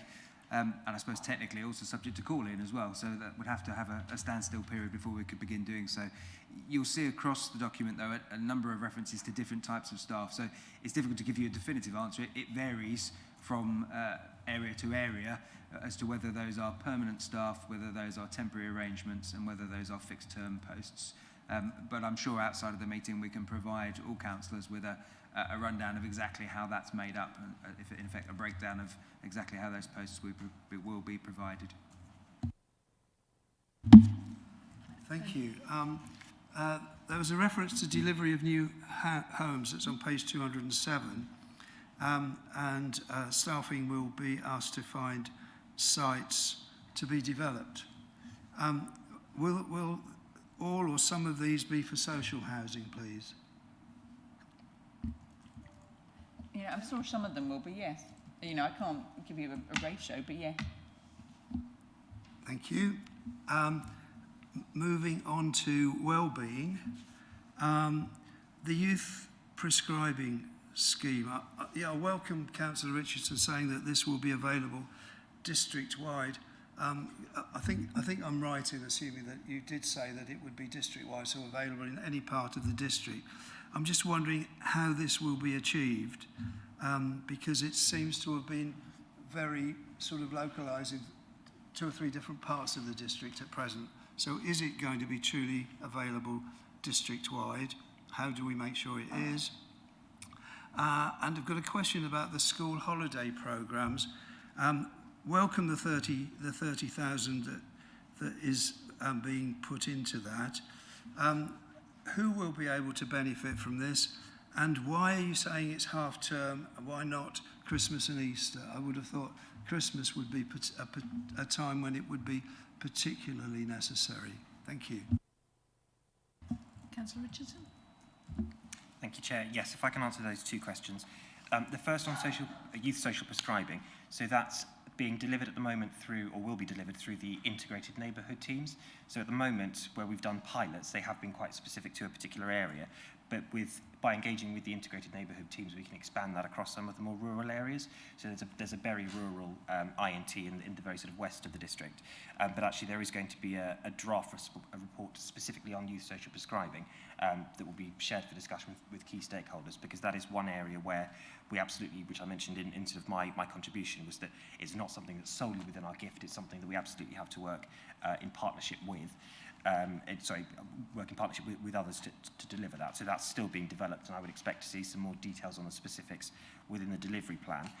In terms of the holiday activity fund, so I think there were sort of two questions there. The first is around the eligibility.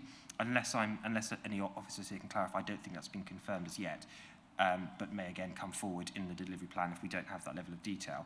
The second point around, which is kind of a bit more simple, around why we're not doing it around the other main school holidays, is that that's already been provided by Department of Education funding. But what it doesn't do is cover half term. So that's why we've got the 30,000 explicitly for the half term period, because there's already funding in place to cover the other periods. Thank you, Chair. Did you have another question? Yeah, I've got one or two more. One is to do with the support being given to parishes, or rather the parishes that aren't producing neighbourhood plans. I mean, they're an excellent way for the parishes that do produce them to set out how they want to develop. But I think a lot of the community's work needs to be done not just within separate parishes, but across groups of parishes.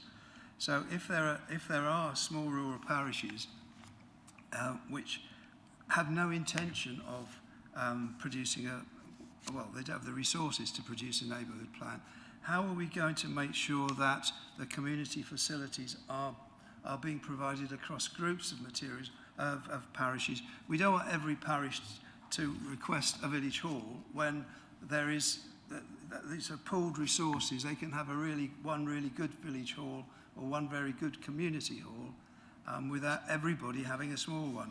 But how are we going to achieve this? Councillor Flatman? Yes, I mean, a lot of small villages do get together now. I mean, I know when we've been developing our neighbourhood plan at Stradbroke, all the neighbouring villages were invited to come and have a look, and so they all joined in and took bits away to work on. Just on the neighbourhood plans, before we go into your other question, this neighbourhood plan, it's not just for neighbourhood plans that are not being produced yet, it's for the refresher neighbourhood plans and revisiting your neighbourhood plans, which I think needs to be done every 3 to 4 years. So that work will be, for those people as well. And as you said, we do have parish liaison meetings with the council now, and that's where we could introduce joined up thinking there when we're having these meetings. The Town and Parish magazine meetings we have regular. That's helpful. But I'm thinking about the parishes where the residents are keen to have facilities, to have activities and so on. But because the parish councils are more reluctant to get involved in producing this sort of thing, there's a lot of parishes out there who've got parish councils that don't do very much, but the residents want to do a lot more. And it's easy to say, well, they must get themselves onto the parish council. That's not the answer to the problem. What we need to do is make sure the facilities are available so that everyone can use them. Shall I come back on that? I'm going to bring Nadine in. Shall I just come back on that? I think what you're going to see is with our locality officers, they will be able to help with this. getting people together in that locality, having the conversation. Yeah, we're not going to build a new village hall in a hamlet with 90 residents. I mean, that's madness. But we will open up conversations, and hopefully, you know, people can get together. Thank you. I'm going to bring Nadeem in on this one.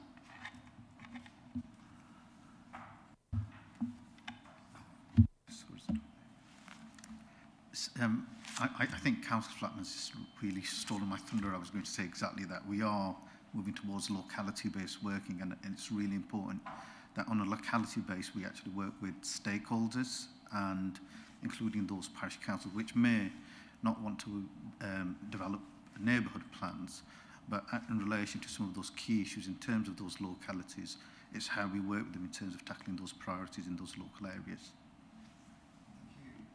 Thank you. I've just got two more questions. Sorry to take so long. These are fairly straightforward.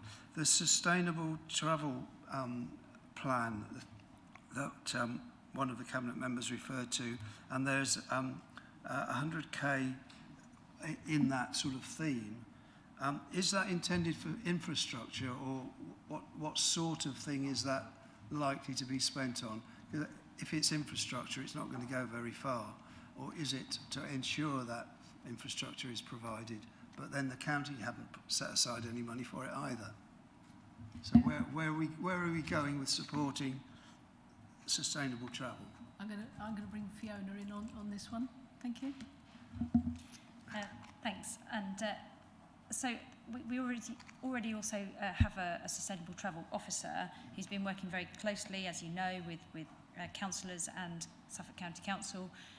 We know the 100,000 isn't going to go too far if we start building actual footways, but it might be used to lever in other funding pots. Sometimes we have to put a small amount of match funding down, so that will be helpful in that instance. Also, Catherine, our Sustainable Travel Officer, is moving increasingly into working with businesses, for example, around travel incentives, and a little bit of seed funding in that instance is really helpful. At the moment we have the post funded, but we don't have any sort of seed funding to support it, so that's what that 100,000 is for. Thank you. And my last question is, how will members across the council, particularly local members, local ward members, be involved in developing these proposals?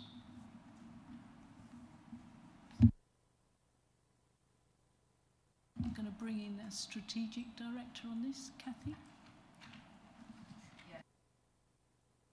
As you know, that at the monthly all-member briefings, that we theme them each time in accordance with the 6 strategic priorities. So there will be an opportunity at those to both hear what we're doing, but also to discuss them further. Thank you. Thank you. Councillor Richardson.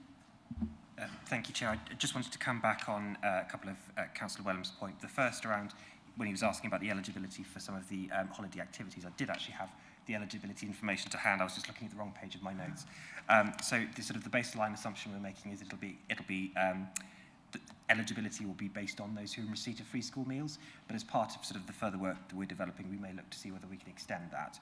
And then just turning to actually the question that you've just asked, is that this work from the wellbeing perspective, a lot of what's in here will be feeding into the delivery plan, and I've got a Cabinet members briefing on Wednesday, I think, of this week, where on the agenda is working out what the plan will be to engage the opposition groups as well, which obviously is a commitment I think I made to yourself when we discussed the wellbeing strategy. So that there'll be, within the context of the delivery plan, there will be the opportunity to engage in what's in here as well. Thank you. Councillor Field. Thank you. Councillor Richardson may answer something just then.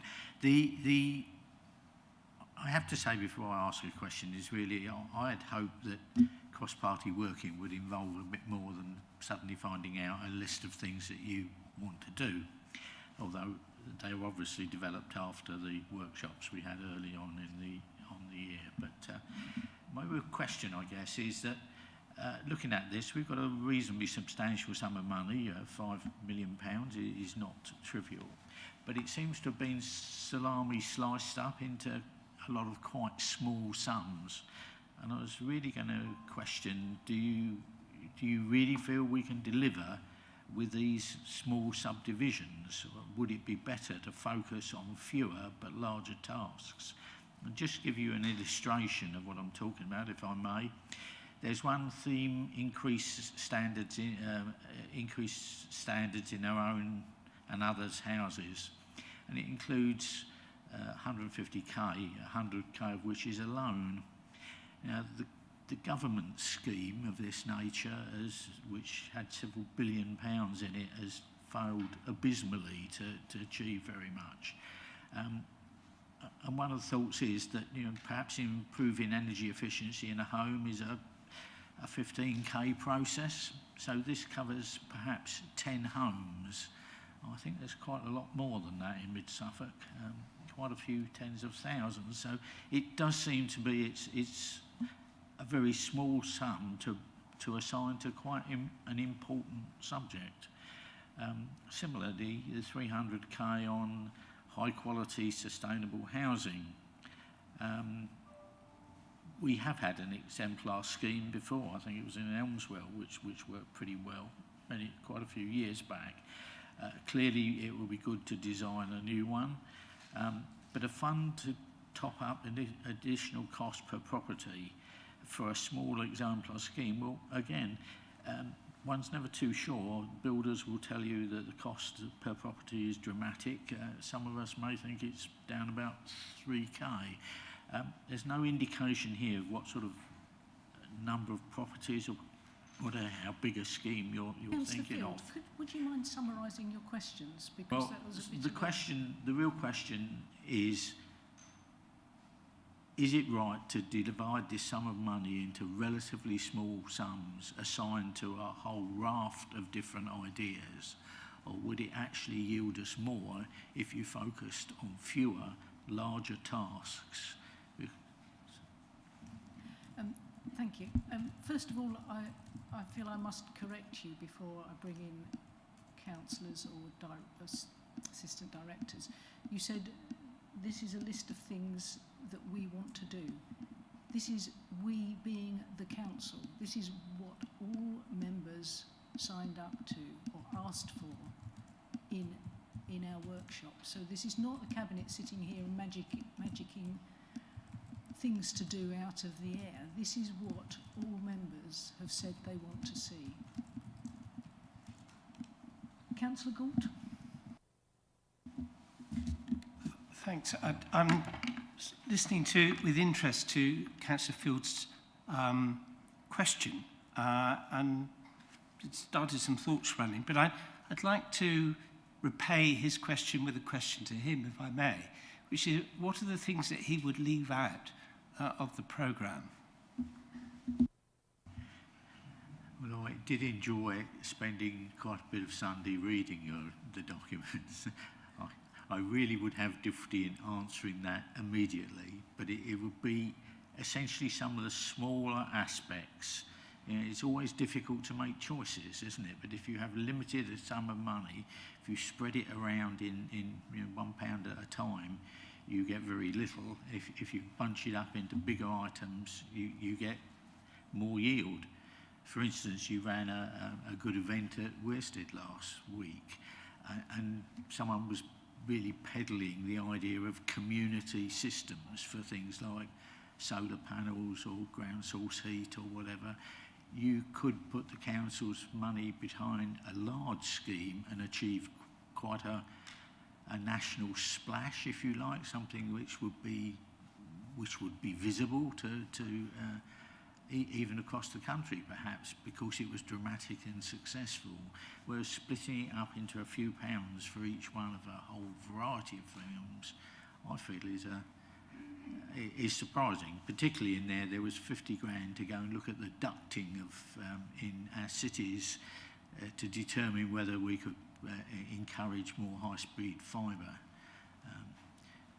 I always have a feeling that BT, my ex-employer, knows pretty well where all those ducts are, so just what are we going to achieve with 50 grand in that area? Thank you.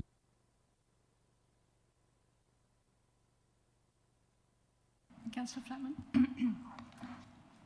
a small amount of money to a very small organisation trying to keep afloat, say £200, means a lot to a small group trying to run an over 60s club. Okay, that will then enable them to go to somebody else and ask for some grant funding as well. So that's why all of our projects are working with our partners, because you only need a little seed to grow a big plant. Thank you. Councillor Richardson. Thank you, Chair. I was actually going to say something very similar to what Councillor Flatman was going to say.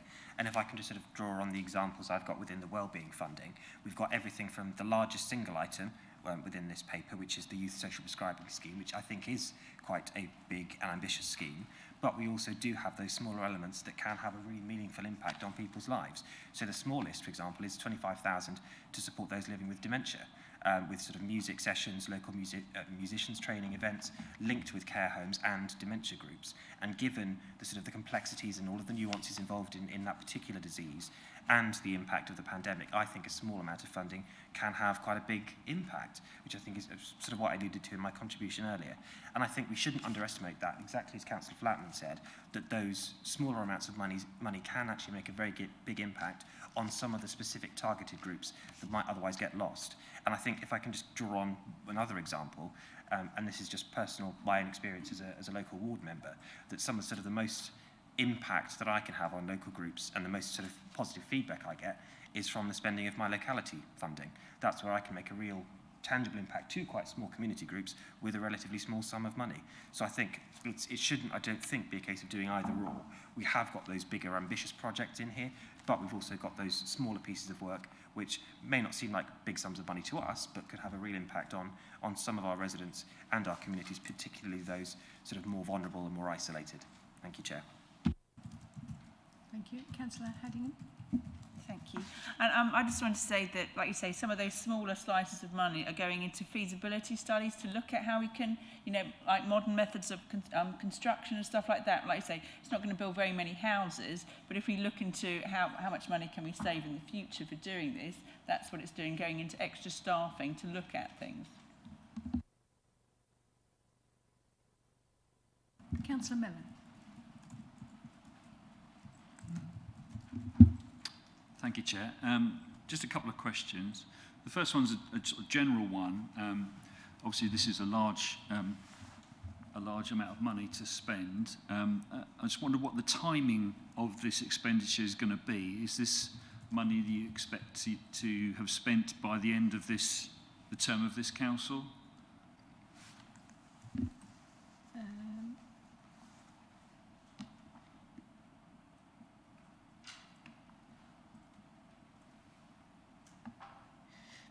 So the majority of this investment spend we see taking place in this and the next financial year in order to support our district and our residents and businesses to recover from the pandemic. However, some projects like the social prescribing one, these are supported by 2-year fixed-term staff posts, and so those will go on for longer.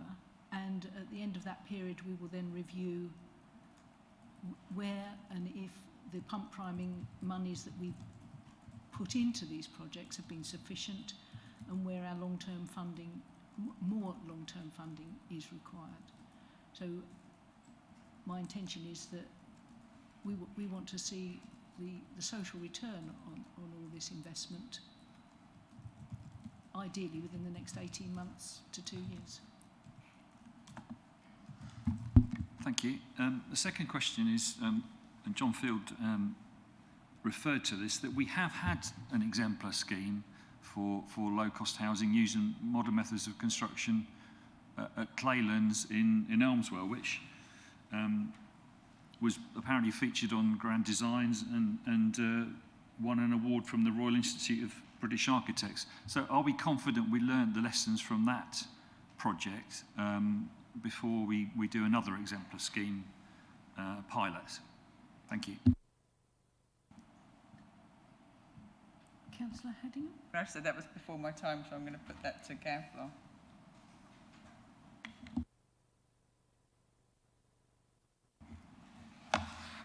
Chair. The money proposed for the Exemplar project is potentially a housing revenue account site, and thus learning and developing through our new build specification, and that's coming forward as part of the HRA business plan in the next few months. So I think we're always actively looking at what else has gone before, but we know that in this area there is a lot of advance at pace, and thus it would be pertinent to look at new technologies as they come forward. And if I could just take the opportunity to come back to Councillor Field's point. For example, in the work in relation to energy efficiency in the private rented sector, that may seem a small amount of money, but it builds on existing monies that are already there and are available through loans and grants, which means that we can do even more. Mid-Suffolk has more than 500 privately rented homes that currently have an EPC of F or G, and we've recently received additional funding and now working with all Suffolk authorities to bring forward a project which targets those privately rented homes across Suffolk to increase and improve their energy performance.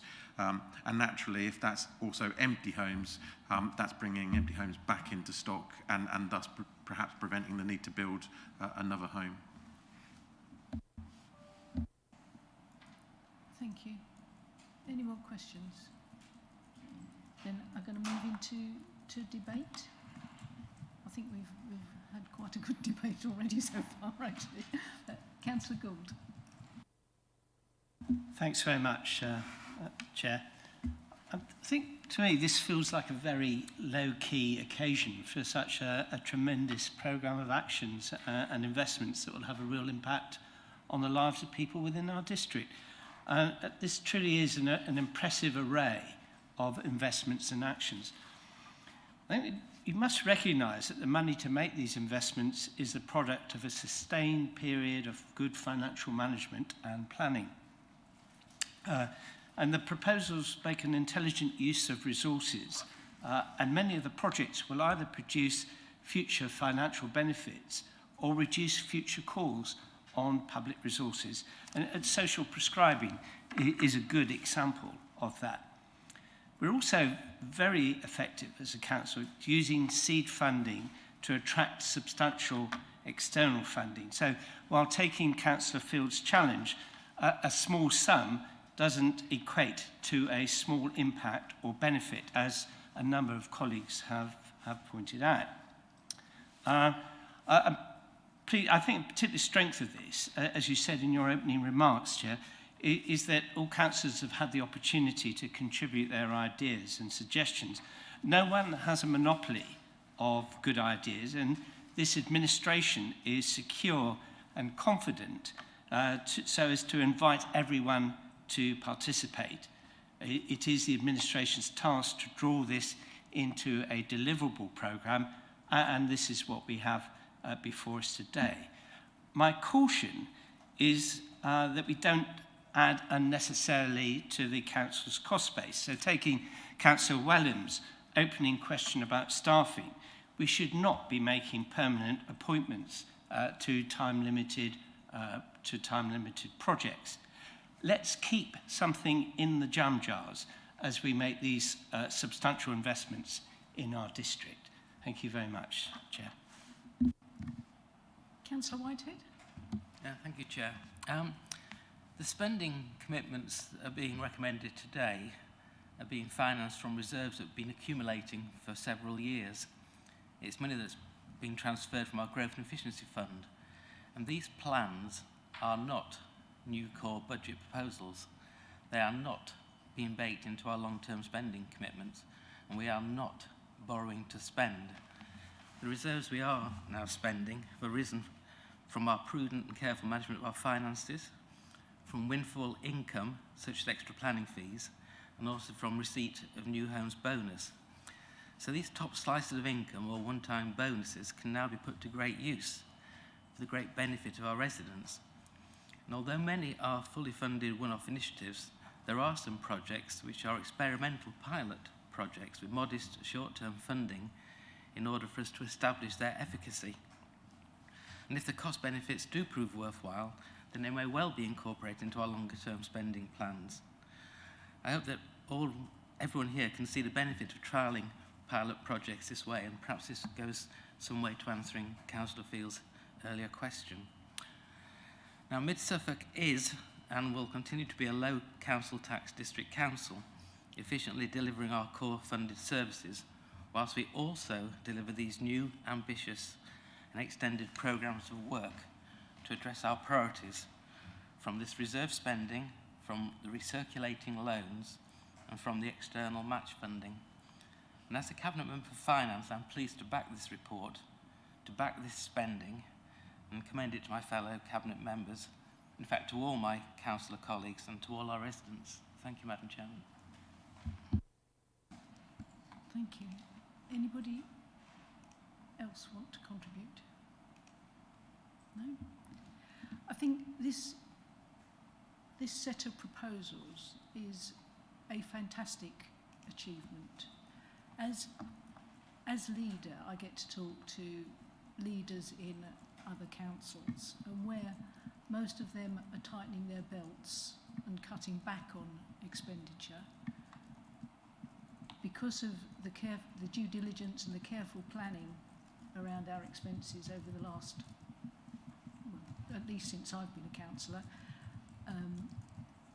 We are in the fortunate position of being able to help our districts grow and recover from this awful pandemic. And I think this is testament to all our councillors' hard work, our strategic directors and corporate managers throughout the organisation, that we are now in a position to be able to spend over £4 million on supporting our residents and our businesses to grow and thrive in the aftermath of this pandemic.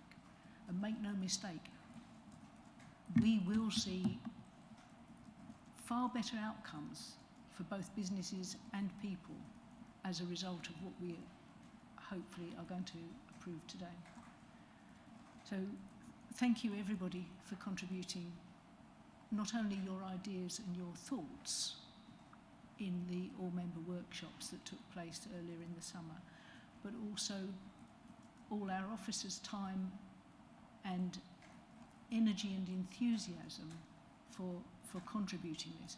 We have gone through these papers, I was going to say several times, many times, more than once or twice, and each portfolio holder has had many detailed briefings to get us to this position. And so I'd like to thank everybody involved in this. It's a fantastic achievement to be able to vote on this today. So I'm now going to ask the Governance Officer to conduct the electronic vote. Thank you, everybody. Thank you, Chair. Members, the vote is now in progress on your app.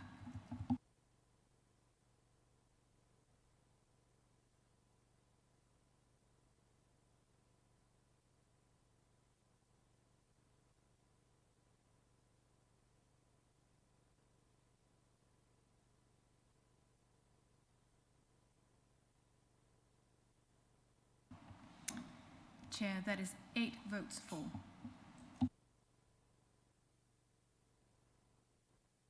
Thank you. Well done, everybody.